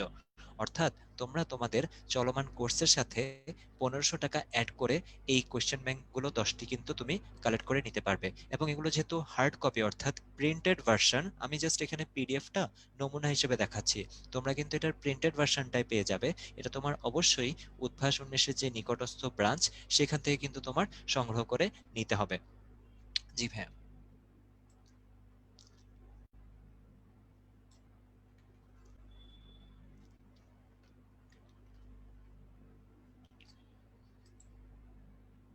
আচ্ছা, কোয়েশ্চেন ব্যাংক মাস্ট অ্যাড করতে হবে নাকি, একজন এই প্রশ্নটি করেছো। আমি এই ক্ষেত্রে একটু বলে দিই, আমাদের এই মডেল টেস্টের পাশাপাশি প্রশ্ন ব্যাংক কিন্তু এক্সট্রা আলাদা একটা প্যাকেজ হিসেবে থাকছে। তো হুম এই হুম। ক্ষেত্রে অবশ্যই সাজেস্ট করব যাদের আসলে প্র্যাকটিসটা বেশি করা দরকার, কারণ তোমরাই অনেকে বলেছো যে বোর্ড পরীক্ষার প্রশ্ন হয়তো পারো বা মোটামুটি কয়েকবার দেখা হয়ে গিয়েছে, বা এটার পিডিএফ হয়তো তুমি অন্য কোনো, বা পিডিএফ না হলেও টেস্ট পেপার হয়তো দেখেছো, কিন্তু এই প্রশ্নগুলো কিন্তু আগে কোথাও আসেনি, তুমি দেখো নাই। এই জন্য তোমার প্রস্তুতির জন্য, যেটা বললাম, আসলে ভালো করার কিন্তু কোনো শেষ নাই ভাইয়া। তুমি যত ভালো করতে চাও ততই কিন্তু তোমার প্রস্তুতি বা প্র্যাকটিসটা করতে হবে। এই জন্য এই যে কোয়েশ্চেনগুলো, সেগুলো কিন্তু প্যারালেল একটা ড্রাইভ দিবে তোমাকে, যে যতটুকু আমার প্রস্তুতি হচ্ছে সেটাকে আর একটু বেটার কিভাবে করা যায় সেই জন্য। আর ভাইয়া আগের স্লাইডটা একটু ওদেরকে একটা কথা বলে দিতে চাই, একটু কোয়েশ্চেন ছিল হ্যাঁ তো হ্যাঁ হ্যাঁ। সেটা একটু ক্লিয়ার করে দিতে যাচ্ছি। যে একটু যদি খেয়াল করো, তোমাদের কোর্স ফিটা হচ্ছে 4500 টাকা, আর কমন অর্থাৎ 7 ডিসেম্বর, তার মানে প্রথম যেদিন আমাদের পরীক্ষাটা হবে সেদিন পর্যন্ত, অর্থাৎ পরশু দিন পর্যন্ত তুমি 1000 টাকা ডিসকাউন্ট পাচ্ছ। আর যদি প্রিভিয়াস স্টুডেন্ট হয়ে থাকো তাহলে 500 টাকা। তাহলে ওভারঅল কিন্তু তুমি 1500 টাকা ডিসকাউন্ট পেয়ে যাচ্ছ। তার মানে এই যে প্রথম পর্বের কোর্স ফি তোমার 4500 টাকার জায়গায় দেওয়া লাগছে হচ্ছে সর্বমোট 3000 টাকা। এবং দেখো, আমাদের প্রশ্ন ব্যাংকের ফিটাও কিন্তু 1500 টাকা। অর্থাৎ তুমি যদি পরশু দিনের মধ্যেই ভর্তি হয়ে যাও, তাহলে কিন্তু এই প্রশ্ন ব্যাংক আর যে কোর্স ফি দুটো মিলেই কিন্তু তোমার 4500 টাকা চলে আসবে। তার মানে যেটা ডিসকাউন্ট, সেই ডিসকাউন্টের টাকাটা দিয়ে কিন্তু তুমি প্রশ্ন ব্যাংকটা অ্যাড করে নিতে পারছো। সো এই ক্ষেত্রে দেখো, দেরি না করে, যেহেতু পরীক্ষাটা শুরু হয়ে যাচ্ছে 7 তারিখ থেকে, যারা এখনো ভর্তি হয়নি তাদের কিন্তু আসলে ভর্তি হয়ে যাওয়াটাই আমি সাজেস্ট করব। জি ভাই, আমরা সামনের দিকে আগাতে পারি। হ্যাঁ। আচ্ছা, বিষয়ভিত্তিক প্রশ্ন ব্যাংকের প্রয়োজনীয়তা, এটা হচ্ছে একটু আগে তোমাদের পিডিএফটা দেখানোর সময় দীপ্র ভাইয়া কিন্তু তোমাদেরকে বলেছেন যে বিষয়ভিত্তিক প্রশ্ন ব্যাংকের মধ্যে যে প্রশ্নগুলো থাকে সেই প্রশ্নগুলো কিন্তু একেবারে নতুন করে তোমাদের জন্য তৈরি করা। কাজেই এক একটা টপিক থেকে কত ভাবে ঘুরিয়ে ফিরিয়ে প্রশ্নগুলো হতে পারে, কিংবা এক একটা প্রশ্নের কত ধরনের বিভিন্ন দৃষ্টিকোণ বা ডাইমেনশন থাকতে পারে, সেটা কিন্তু তুমি এটা প্র্যাকটিস করার মাধ্যমে সেখান থেকে হচ্ছে পেয়ে যাচ্ছ। তো এই পুরো জিনিসটা তোমাদেরকে এমনভাবে হেল্প করবে যাতে তোমাদের পরিচিত যে কোনো টপিক থেকে প্রশ্ন আসলেই তুমি সহজে সেটা হচ্ছে সাথে সাথে সঠিক উত্তরটা করে ফেলতে পারো। তো এর সাথে দীপ্র চাইলে আরো কিছু যোগ করতে পারো, বাট এটাতে আমি খুব বেশি গুরুত্ব দিব এই কারণে যে প্রত্যেকটা বিষয়ে আমাদের তো সমান স্ট্রেংথ থাকে না, কোনোটাতে হয়তো একটু বেশি থাকে, কোনোটাতে হয়তো একটু কম থাকে। বাট প্রত্যেকটা সাবজেক্ট এভাবে গুছানো আকারে পেয়ে গেলে যেই সাবজেক্টগুলোতে আমার দুর্বলতা বেশি সেটা কাটিয়ে ওঠাটা কিন্তু আমার জন্য ইজিয়ার হয়ে যায়। আর ভাইয়া অন্যান্যবার যেটা হয় যে দেখা যায় যে বাজারে বিভিন্ন ধরনের টেস্ট পেপার পাওয়া যায়, কারণ তখন কিন্তু যে পরীক্ষাগুলো সেগুলো ফিজিক্যালি হয়ে থাকে। এই জন্য ওই প্রশ্নগুলো দিয়েই কিন্তু বিভিন্ন পাবলিকেশন টেস্ট পেপারগুলো পাবলিশ করে থাকে। বাট এবার কিন্তু টেস্ট পরীক্ষা যতটুকু হচ্ছে সব অনলাইনেই হচ্ছে। তো সেই জন্য সবগুলো যে ভালো ভালো স্কুল আছে, বিভিন্ন স্কুল দেশের বিভিন্ন জায়গারই, তো সব প্রশ্ন কিন্তু একসাথে সেভাবে পাওয়া যাচ্ছে না। এই জন্য আমাদের এই প্র্যাকটিসের জন্য কিন্তু এই প্রশ্নগুলো বেশ কার্যকরী হবে বলে আমি মনে করি। তার কারণ যেটা বললাম যে বাজারের যে টেস্ট পেপার সেটার সাথে আমাদের ডিফারেন্সটা এখানেই থাকছে, এই কোয়েশ্চেন ব্যাংকের কোয়েশ্চেনগুলো একদম মৌলিক কোয়েশ্চেন। আর বোর্ড পরীক্ষার পাশাপাশি ওদের প্যারালেল প্রিপারেশনের জন্য সেটা অনেক কার্যকরী হবে, যেহেতু ওদেরই একটা মতামত ছিল যে বোর্ড পরীক্ষার প্রশ্ন তো আমি মোটামুটি পারি, সেই জন্য কি করা যায় আর এক্সট্রা। হ্যাঁ,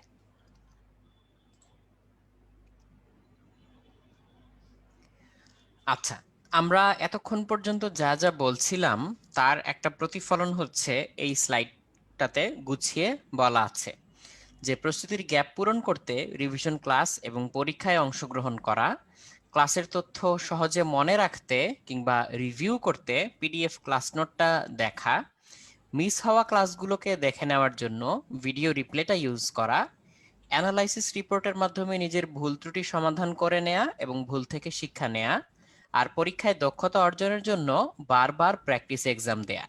এই লাস্ট বা নেক্সট টু লাস্ট যেটা যে পয়েন্টটা, এটাতে আমি একটু এমফাসিস দিব এই কারণে যে আমাদের অবজেক্টিভ পরীক্ষা যেগুলো সেগুলো চাইলে বারে বারে দেয়া যায় বা প্র্যাকটিস এক্সাম হিসেবে বারে বারে দেয়া যায়। তো এই বারে বারে দেওয়ার উপকারিতাটা কোথায়, বা বারে বারে আমি দিয়ে লাভটাই বা হবে কি? যেহেতু প্রতিবার দিলে আমার কোশ্চেনগুলো জাম্বলড অর্ডারে আসে, অপশনগুলো এলোমেলো হয়ে যায় এবং মাদার সেট থেকে নতুন নতুন কোশ্চেন এসে যোগ হয়, কাজেই এখানে আমি সত্যি সত্যি নতুন করে প্র্যাকটিসটা করার মতো একটা এনভায়রনমেন্ট ক্রিয়েট করতে পারবো। এবং আসলেই আমার যদি এই একটা পরীক্ষা দেওয়ার পরে একটু পড়াশোনা করে প্রিপারেশনটা এখন বেটার হয়, সেটা আসলে কতটুকু বেটার বা ইমপ্রুভমেন্টটা আসলেই কতটুকু ট্যানজিবল কি না, সেটা আমি এখানে প্র্যাকটিস এক্সামগুলো দেওয়ার মাধ্যমে কিন্তু বুঝে যাচ্ছি। কাজেই আমি তোমাদেরকে বলবো যার যতটুকু সুযোগ আছে বেশি বেশি করে বারে বারে প্র্যাকটিস এক্সাম দেওয়ার, সেটা তুমি অবশ্যই কাজে লাগাতে পারো। যতক্ষণ না পর্যন্ত তুমি সবগুলো প্রশ্নেরই স্বল্পতম সময়ে সঠিক উত্তর দিতে পারো, ততক্ষণ পর্যন্ত তুমি প্র্যাকটিসগুলো করতে থাকো। তাহলে এই পুরো জিনিসটা বারে বারে করার মাধ্যমে তোমার মধ্যে একটা প্রচন্ড রকম আত্মবিশ্বাস গড়ে উঠবে যে হ্যাঁ, যে কোনো প্রশ্নই আসুক না কেন আমি হ্যান্ডেল করতে পারবো। বিকজ ডিফিকাল্ট সিচুয়েশনগুলো তুমি অলরেডি হ্যান্ডেল করে ফেলেছো। এটা কিন্তু মানে লাইফের যে কোনো বিষয়ের ক্ষেত্রেই তুমি যদি একবার একটা ডিফিকাল্ট সিচুয়েশন ফেস করো এবং সেখান থেকে তুমি যদি উইনার হয়ে বের হয়ে আসতে পারো, তাহলে পরবর্তীতে ওই সিচুয়েশনটা কিন্তু তোমার জন্য আর নট সো ডিফিকাল্ট, তার মানে তেমন একটা কঠিন বলে মনে হবে না। তুমি তখন সেটা ইজিলি হ্যান্ডেল করতে পারবে। পড়াশোনার বেলায়ও তাই, তুমি যদি এখানে কঠিন কঠিন প্রশ্নগুলো বা জটিল ব্যাপারগুলো একবার হ্যান্ডেল করে ফেলো, সেগুলো কিভাবে ট্যাকেল করতে হয় শিখে যাও, বুঝে যাও, পরবর্তীতে কিংবা মেইন পরীক্ষায় এসে সেটাকে কিন্তু খুব ইজিলি তুমি হ্যান্ডেল করতে পারবে। আচ্ছা, কিছু কমন জিজ্ঞাসা, যেমন রিভিশন প্লাস মডেল টেস্টে ভর্তি না হয়েও প্রশ্ন ব্যাংক নেওয়া যাবে কি না? হ্যাঁ, এই ক্ষেত্রে কিন্তু আমি বলতে চাই যে তুমি যদি আমাদের এই কোন একটা প্রোগ্রাম, অর্থাৎ 7 নভেম্বরেরটা হোক বা কালকে থেকে যেটা শুরু হচ্ছে 6 ডিসেম্বর, যদি এই প্রোগ্রামে ভর্তি না থাকো, তাহলে কিন্তু এই প্রশ্ন ব্যাংকটা কালেক্ট করা যাবে না। এই প্রশ্ন ব্যাংকের জন্য হোল যে প্যাকেজটা ধরা হয়েছে, যেমন কারো কারো প্রশ্ন ছিল যে একটা দুইটা নেওয়া যাবে নাকি, ব্যাপারটা কিন্তু এমন না। টোটাল যে 10টা প্রশ্ন ব্যাংক, এই পুরোটা একটা প্যাকেজ হিসেবে 1500 টাকায় তুমি পেয়ে যাচ্ছ।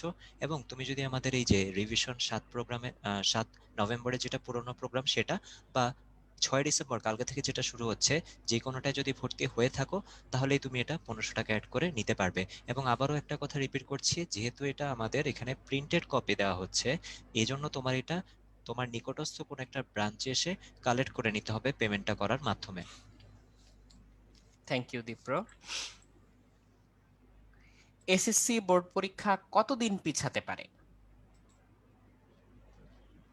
তো এই বিষয়টা আসলে হচ্ছে এইভাবে মানে সহজ কোনো উত্তর বা একেবারে ধরাবাঁধা কোনো উত্তর দেওয়া পসিবল না।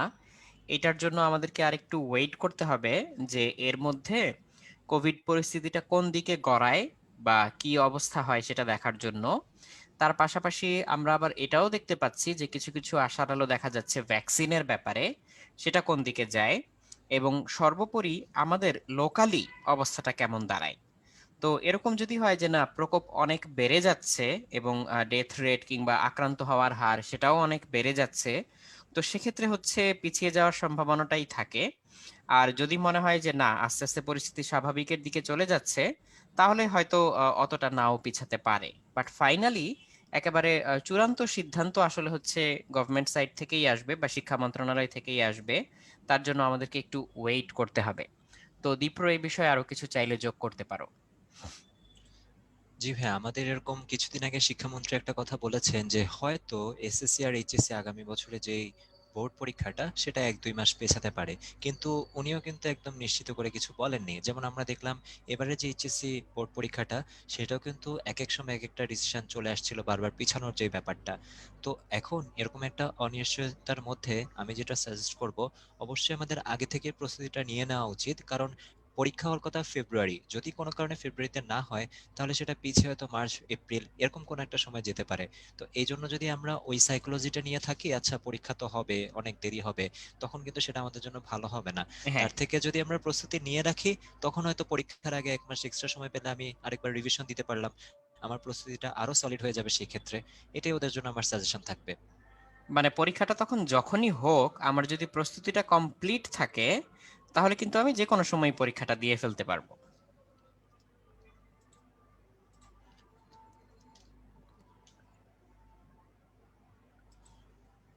স্কুলের অনলাইন পরীক্ষার সাথে উদ্ভাসের রুটিন মিলে গেলে কি করণীয়?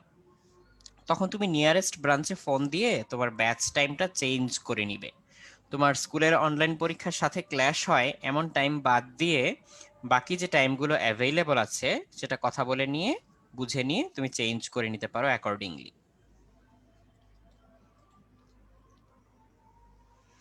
প্রোগ্রাম আপাতত অনলাইনেই চলবে, তবে তোমাদের পরীক্ষার আগে যদি সময় পাওয়া যায় এবং সুযোগ পাওয়া যায়, যদি হচ্ছে গভর্নমেন্ট থেকে অনুমতি পাওয়া যায় ফিজিক্যালি কোনো কার্যক্রম পরিচালনা করার জন্য, তাহলে ইন ব্রাঞ্চ এক্সাম নেওয়ার জন্য আমরা একটা অ্যাটেম্প্ট নিব, যাতে তুমি শুধুমাত্র প্রশ্নের দিক থেকেই না, এনভায়রনমেন্টের দিক থেকেও তোমার পরীক্ষার যে রিয়েল লাইফ সিচুয়েশনটা সেটা তুমি ফেস করতে শিখতে পারো, এবং সেখানেও যাতে তোমার একটা বাড়তি লেয়ার অফ প্রিপারেশন অ্যাড হয় ফাইনাল পরীক্ষাটায় ভালো করার জন্য।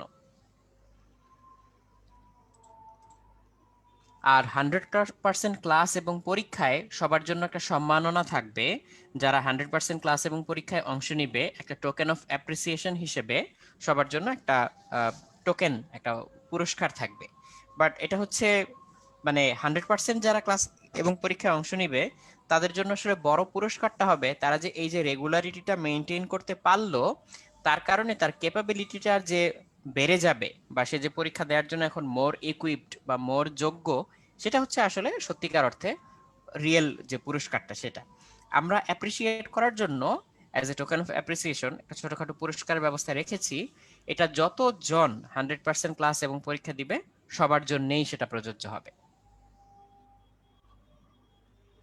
আর এই মুহূর্তে যেহেতু করোনা কালে আমরা ঘরের ভিতরে বন্দি বা ঘরের ভিতরে থেকে আমাদেরকে পড়াশোনা করতে হচ্ছে বা আমাদের শিক্ষা কার্যক্রম চালিয়ে নিয়ে যেতে হচ্ছে, কাজেই এই মুহূর্তে ইন্টারনেট কিংবা সোশ্যাল মিডিয়া দিয়ে আমরা আসলে ক্ষতিগ্রস্ত হওয়ার জন্য বলা চলে যে বেশি সাসেপ্টিবল।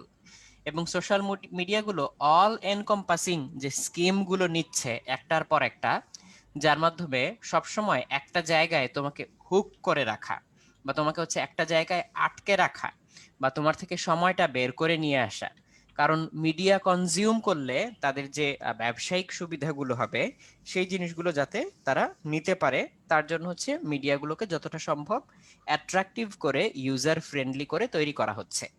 তো সোশ্যাল মিডিয়া আমরা সবাই ব্যবহার করি, সবারই হচ্ছে কন্টেন্ট কনজিউম করতে ডেফিনেটলি ভালোই লাগে। আমরা নিউজ দেখতে পারি, বিভিন্ন খবরাখবর পাই, বিভিন্ন জিনিসপত্র আমাদের চোখের সামনে চলে আসে, তার মধ্যে অনেকগুলো এডুকেটিভ কিংবা ইনফরমেটিভ তো থাকেই। তবে তোমাকে বুঝতে হবে যে সময়টা এখন কেমন, তোমার জন্য এখন কোনটা জরুরি এবং তোমার জন্য কোনটা এখন ক্ষতির কারণ হতে পারে। যদি এমন হয় যে ধরা যাক, সরি, কেউ একজন তার হচ্ছে এখন ইমিডিয়েটলি পরীক্ষা নেই, সামনে তার পরীক্ষা নেই, তার জন্য সময়টা যতটুকু গুরুত্বপূর্ণ সোশ্যাল মিডিয়াতে দেওয়া বা এইটুকু করলে তার যে যে সময়টুকু নষ্ট হবে, তার তুলনায় তোমার অবস্থা কিন্তু কমপ্লিটলি ডিফারেন্ট। তোমার কিন্তু পরীক্ষা হচ্ছে একেবারে দরজার সামনে, কাজেই তুমি এখন 5টা মিনিট টাইম নষ্ট করলেও সেটা আসলে তোমার কাছ থেকে বড় ক্ষতির কারণ হয়ে যেতে পারে। তো এই ব্যাপারগুলো সবাইকে একটু খেয়াল রাখার জন্য আমি বলবো। তারপর যথাসম্ভব ঘরে থেকে নিজেকে সুস্থ রাখার চেষ্টা করা। আসলে সত্যি কথা বলতে কি, একটা বিষয় অনেক দিন ধরে চলতে থাকলে মানুষ সেটা সম্পর্কে একটু উদাসীন হয়ে যায়। কোভিডের ব্যাপারেও এক্স্যাক্টলি ব্যাপারটা তাই। আমরা রিসেন্টলি দেখতে পাচ্ছি যে মর্টালিটি রেট কিংবা এফেক্টেড হওয়ার রেট কিন্তু আবার উপরের দিকে উঠছে বা স্পাইকিং। কারণ শীতকাল সামনে, আরো শীত পড়তে পারে বা এই মুহূর্তে শীতকাল হয়তো একটু একটু পড়েছে। সো এই যে এই জিনিসগুলো বা এই চেঞ্জগুলো তোমরাও কিন্তু দেখতে পাচ্ছ। তুমি যদি টিভি খুলো বা যদি হচ্ছে কোভিড এর খোঁজ খবর নাও, তাহলে দেখতে পাবে যে বোথ তোমার এফেক্টেড হওয়ার রেট কিংবা মর্টালিটি রেট দুটোই কিন্তু আবার বেড়ে যাচ্ছে। কাজে এই মুহূর্তে সুস্থ থাকাটা হচ্ছে সবচেয়ে জরুরি ব্যাপার। তোমাদের একটু আগে দীপ্র ভাইয়া যেটা বললো যে ফেব্রুয়ারি মাসে না হলেও হয়তো মার্চ এপ্রিল মাসে পরীক্ষা হলে হতেও পারে, আমাদের মাননীয় শিক্ষামন্ত্রী যেটা বলেছেন যে 1-2 মাস পিছালে পিছাতে পারে। বাট আল্লাহ না করুক তুমি যদি এখন অসুস্থ হয়ে যাও, ওই 1-2 মাস টাইমটা কিন্তু তোমার পুরোপুরি নষ্ট হবে, ওয়েস্ট হয়ে যাবে। তার চেয়ে বড় কথা হচ্ছে তুমি যদি 1 মাসের মধ্যে সুস্থ হয়েও যাও, কমপ্লিটলি সুস্থ হয়েও যাও, তোমার পড়াশোনায় যে ব্যাঘাত ঘটবে বা যে গতিটা কমে যাবে, ছন্দপতন ঘটবে, এটা আবার আগের ছন্দে ফিরিয়ে নিয়ে আসতে কিন্তু যথেষ্ট বেগ পেতে হবে। কাজেই তোমাদেরকে আমি রেকমেন্ড করব যে আর যাই করো, রেকলেস কোনো ডিসিশন নিয়ে অযথা অসুস্থ হয়ে নিজের ক্ষতি নিজে ডেকে আনবে না। কেবল নিজের ক্ষতি না, নিজের ক্ষতি নিজের ফ্যামিলি কিংবা ফ্যামিলি মেম্বারদের ক্ষতি সেটাও করা থেকে বিরত থাকবে। আর যে সময়টুকু তুমি পাচ্ছ, সময়টা তো কখনোই আসলে ফেরত আনা সম্ভব না। কোভিড এর শুরুর দিকে আমাদের অনেক সময় আসলে নষ্ট হয়ে গিয়েছে কেবলমাত্র সিদ্ধান্তহীনতায় এবং দ্বিধাদ্বন্দ্বে ভুগে, যে আমি কি কি করব, এখন কি আমি পড়া শুরু করব নাকি করব না, দেখি না আরো কয়েকদিন কি হয়। এরকম করতে করতে কিন্তু শুরুর দিকে আমাদের অনেক লম্বা একটা সময় পার হয়ে গিয়েছে। তো কাজেই এখন আর সেই সময়টা নষ্ট করার মতো সুযোগ নেই। তো এখন আমরা নিয়মিত অনলাইন ক্লাস কিংবা পরীক্ষায় অংশ নিব এবং প্রতিনিয়ত উন্নতি করার চেষ্টায় একেবারে পরীক্ষার আগের দিন পর্যন্ত আমরা লেগে থাকবো। এটা হচ্ছে আমাদের এখন করণীয়। তো দীপ্র, আর যদি কিছু অ্যাড করতে চাও কিংবা আমাদের প্যানেলিস্ট ভাইয়েরা যদি আরো কোনো জিনিস আমাদের সামনে তুলে ধরতে চান, আরো কোনো প্রশ্ন যদি আমাদের সামনে তুলে ধরতে চান, হ্যাঁ, কিছু ভাইয়েরা করতে পারেন। কমন প্রশ্ন ছিল যেটা আমি হ্যাঁ, এতক্ষণ দেখছিলাম, আমি যদি হ্যাঁ, হ্যাঁ, সেগুলো একটু আনসার দিয়ে দিই। যেমন ওদের অনেকেরই প্রশ্ন ছিল যখন আমাদের ইন ব্রাঞ্চে আবার পরীক্ষাগুলো শুরু হবে তখন আসলে কিভাবে কি করা হবে। তো এই ক্ষেত্রে আমরা একটু বলে রাখতে চাই, আমাদের যে অনলাইন কার্যক্রমটি সেটা শুধুমাত্র এই যে করোনার পরিস্থিতির জন্য তো আমাদের শুরু হয়েছে, কিন্তু এটা কিন্তু আলটিমেটলি আমাদের সামনেও ইনশাল্লাহ চলবে। অর্থাৎ যারা এখন অনলাইন হওয়ার কারণে হয়তো তোমার বাসার আশেপাশে নিকটস্থ কোনো ব্রাঞ্চ নেই উদ্ভাসের, তুমি হয়তো বিভিন্ন জায়গা থেকে জয়েন করছো আমাদের সাথে, অনলাইনে জয়েন করতে পারছো, কিন্তু ইন ব্রাঞ্চ বা অফলাইনে তোমার জন্য জয়েন করতে অসুবিধা হবে, তখন কিন্তু প্যারালেলি আমাদের দুটো সিস্টেমই চলমান থাকবে।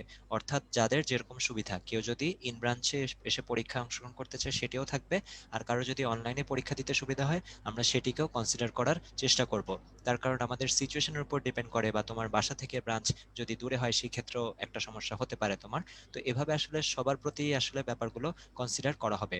আর আরেকটা যেটা কথা, তোমাদের বেশ কিছু প্রশ্ন ছিল যে কিভাবে আমরা ক্লাস করব, পরীক্ষা দিব, যেগুলো কিন্তু তোমরা হয়তো অনেকেই বিভিন্ন সময় আমাদের এই প্রোগ্রামে জয়েন করার কারণে হয়তো ওই পোর্শনটা মিস করেছো। তো আমি একটু স্পেসিফিক্যালি বলে দিই যে তুমি যদি আমাদের এই সম্পূর্ণ ওরিয়েন্টেশন প্রোগ্রামটি আবার দেখতে চাও, তার কারণ আমরা কি পয়েন্ট যেগুলো প্রত্যেকটাই আসলে ডিসকাস করা হয়ে গিয়েছে, যেগুলো তোমাদের কিউএনএ তে কমন কোয়েশ্চেন, হয়তো তুমি একটু পরে জয়েন করার কারণে বা ওই সময় না থাকার কারণে মিস করেছো, এটা কিন্তু আমাদের উদ্ভাস উন্মেষের যে ফেসবুক পেজ, সেখানেও কিন্তু এটা লাইভ স্ট্রিম হচ্ছে। অর্থাৎ সেখানে কিন্তু ভিডিওটা রেকর্ডেড ভিডিও হিসেবে থেকে যাবে। অর্থাৎ এই লাইভ প্রোগ্রামটি শেষ হওয়ার পরে তুমি যদি যে কোনো ইনফরমেশন মিসিং তোমার কাছে মনে হয় এবং তুমি পরবর্তীতে দেখে নিতে চাও, জাস্ট ফেসবুকে যে উদ্ভাস লিখে সার্চ দিলে আশা করি আমাদের পেজটি খুব সহজেই পেয়ে যাবে, এবং ওখান থেকেই তুমি আজকের এই যে সম্পূর্ণ ওরিয়েন্টেশন প্রোগ্রাম, যেটা জুম অ্যাপের মাধ্যমে এখন জয়েন করেছো, সেটা তুমি দেখে নিতে পারবে পরবর্তীতে। আর এছাড়াও যারা কিনা একদমই নতুন আমাদের এই পরীক্ষা পদ্ধতি বা কিভাবে তুমি উদ্ভাসের অ্যাকাউন্টটি খুলবে অনলাইন স্টুডেন্ট হিসেবে, এই পুরো যে প্রক্রিয়াটি সেটা উদ্ভাস উন্মেষের যে ইউটিউব চ্যানেল সেখানে কিন্তু আসলে দেওয়া আছে একদম বিস্তারিত ভিডিও। সো আশা করি এই ক্ষেত্রে কারো আর কোনো সমস্যা হবে না যদি সেখান থেকে তুমি একবার ভিডিওটি দেখে নিতে পারো। আর যারা কিনা আমাদের পুরনো স্টুডেন্ট, অর্থাৎ তুমি হয়তো অনলাইনে কোনো একটি প্রোগ্রামে আগে থেকে ভর্তি ছিলে, তাদের নতুন করে অ্যাকাউন্ট খোলা লাগবে না। তুমি তোমার প্রিভিয়াস যে রেজিস্ট্রেশন নাম্বার সেটি দিয়ে এবং পাসওয়ার্ড দিয়ে লগ ইন করে নতুন যে কোর্সটি অর্থাৎ এসএসসি 2021 সালের যে রিভিশন আর মডেল টেস্ট সেটি কিন্তু অ্যাড করে নিতে পারবে।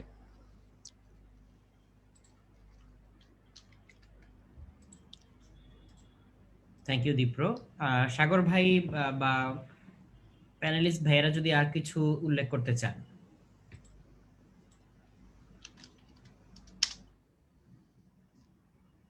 হ্যাঁ, সবকিছুই মোটামুটি উঠে আসছে। তো দু একজনরা আনমিউট করে একটু তাদের মতো প্রশ্ন নেওয়া যাইতে পারে। আর আমাদের ক্লাস কালকে থেকে শুরু হবে, ওদের ব্যাচ টাইমে ক্লাস থাকবে, যেই রুটিন আছে ওই রুটিন অনুসারে আগের দিনে ক্লাস হবে, পরের দিনে এক্সাম হবে, মানে এক্সামের আগের দিনে ঠিক ক্লাস হবে আর কি। এই বিষয়টা একটু বলে দেওয়া, এবং এই প্রথম এক্সাম পর্যন্ত যে স্যারের ডেটটা থাকবে ওইটা আর একটু স্মরণ করে দিলে ভালো হয়। আচ্ছা, আমি কিন্তু এখানে আমাদের যে ইউটিউব চ্যানেলটা এবং তোমাদের যে রুটিনটা কালকে থেকে যে পরীক্ষাটা শুরু হচ্ছে সেটা কিন্তু চ্যাট বক্সে দিয়ে দিয়েছি। যাদের আরো বিস্তারিত জানা প্রয়োজন তারা কিন্তু সেখান থেকে এই লিঙ্কটি কপি করে দেখে নিতে পারো। আর আবারও বলা হচ্ছে যে তোমাদের জন্য যেই ছাড়টি চলছে অর্থাৎ 1000 টাকার যে ডিসকাউন্ট সবার জন্য, আর যারা উদ্ভাসিয়ান অর্থাৎ আগে আমাদের কোনো না কোনো প্রোগ্রামে ভর্তি ছিল তাদের জন্য আরো 500 টাকা, অর্থাৎ মোট যে 1500 টাকার ডিসকাউন্ট, সেটা 7 ডিসেম্বর অর্থাৎ প্রথম যে পরীক্ষাটি তোমাদের হবে এই মডেল টেস্ট প্রোগ্রামের আন্ডারে, তখন পর্যন্ত কিন্তু এটা থাকবে।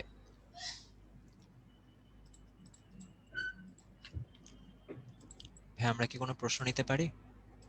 আচ্ছা, আমি এই মুহূর্তে হাত তোলা দেখতে পাচ্ছি ফাতেমা তুজ জোহরার। তো আমি ওর মাইক্রোফোনটা অ্যালাউ করে দিলাম। তুমি চাইলে কথা বলতে পারো। আর আমাদের সময় তো প্রায় শেষ, আমরা হয়তো এই প্রশ্নটা দিয়ে শেষ করব আজকে।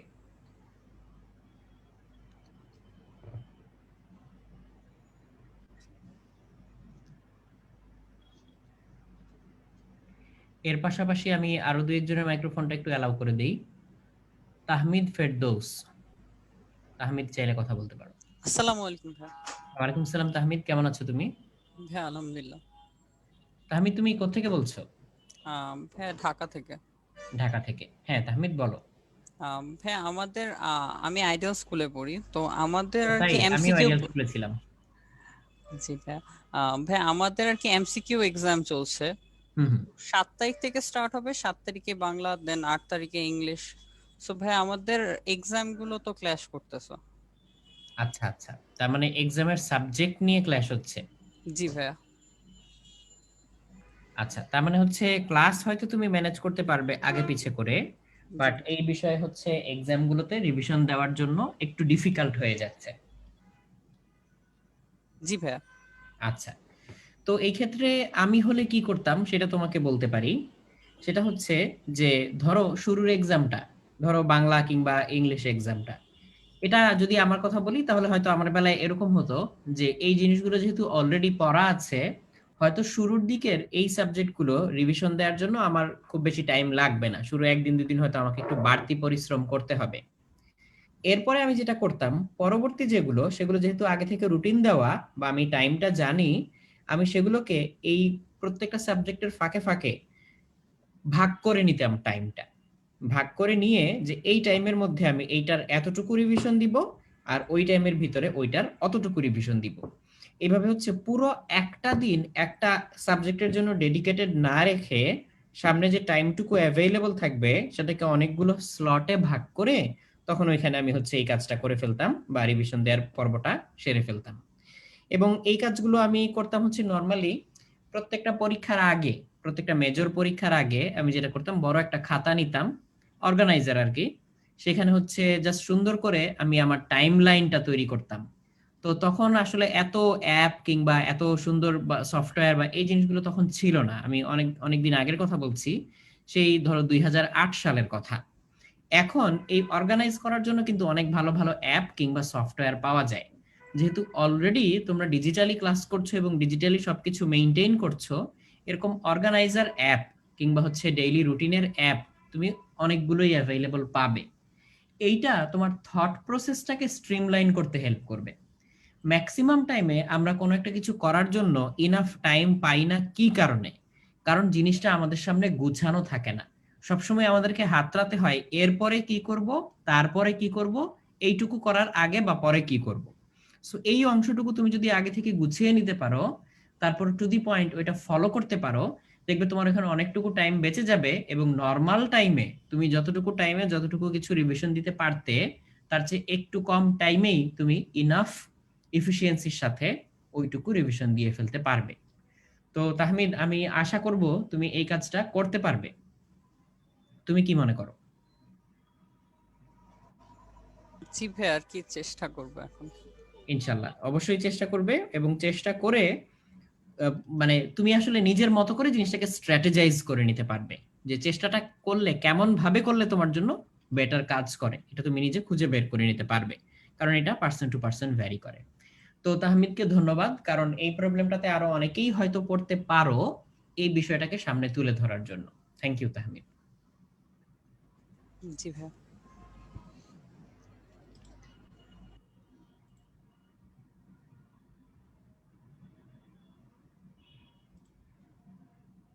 আচ্ছা, তীব্র আর কাউকে কি অ্যালাউ করতে চাও? হ্যাঁ ভাইয়া, একজনকে অ্যালাউ করা হয়েছে। প্রাপ্তি, তুমি তোমার মাইক্রোফোন অ্যালাউ করা হয়েছে, তুমি প্রশ্ন করতে পারো। ভাইয়া আমরা আপলোড কিভাবে করব আনসার স্ক্রিপ্ট? হ্যাঁ, এই এই ব্যাপারটা কিন্তু আমি সেটাই বলছিলাম। আমরা কিন্তু এই সম্পূর্ণ যে প্রক্রিয়াটা, এটা কিন্তু একবার এখানে দেখানো হয়েছে, তুমি হয়তো তখন জয়েন করতে পারোনি। তাও একটু লক্ষ্য করে দেখো, চ্যাট বক্সে কিন্তু আমাদের যে উদ্ভাসের ইউটিউব চ্যানেলটা, সেই লিংকটা কিন্তু দেওয়া আছে। বা তুমি যদি ইউটিউবে যে উদ্ভাস লিখে সার্চ দাও, তাহলেও কিন্তু তুমি আমাদের অ্যাকাউন্টটা, মানে আমাদের যে ইউটিউব চ্যানেলটা, সেটা কিন্তু পেয়ে যাবা। এবং সেখানে একটু খুঁজলেই দেখতে পারবে যে উপরের দিকেই এই রিটেন এক্সাম কিভাবে দিতে হয় বা কিভাবে আনসার স্ক্রিপ্ট সাবমিট করতে হয়, 13 থেকে 15 মিনিটের একদম ডিটেল ভিডিওতে সবকিছু কিন্তু বোঝানো আছে। বুঝতে পেরেছো কি? হ্যাঁ, থ্যাংক ইউ। আচ্ছা, ওয়েলকাম।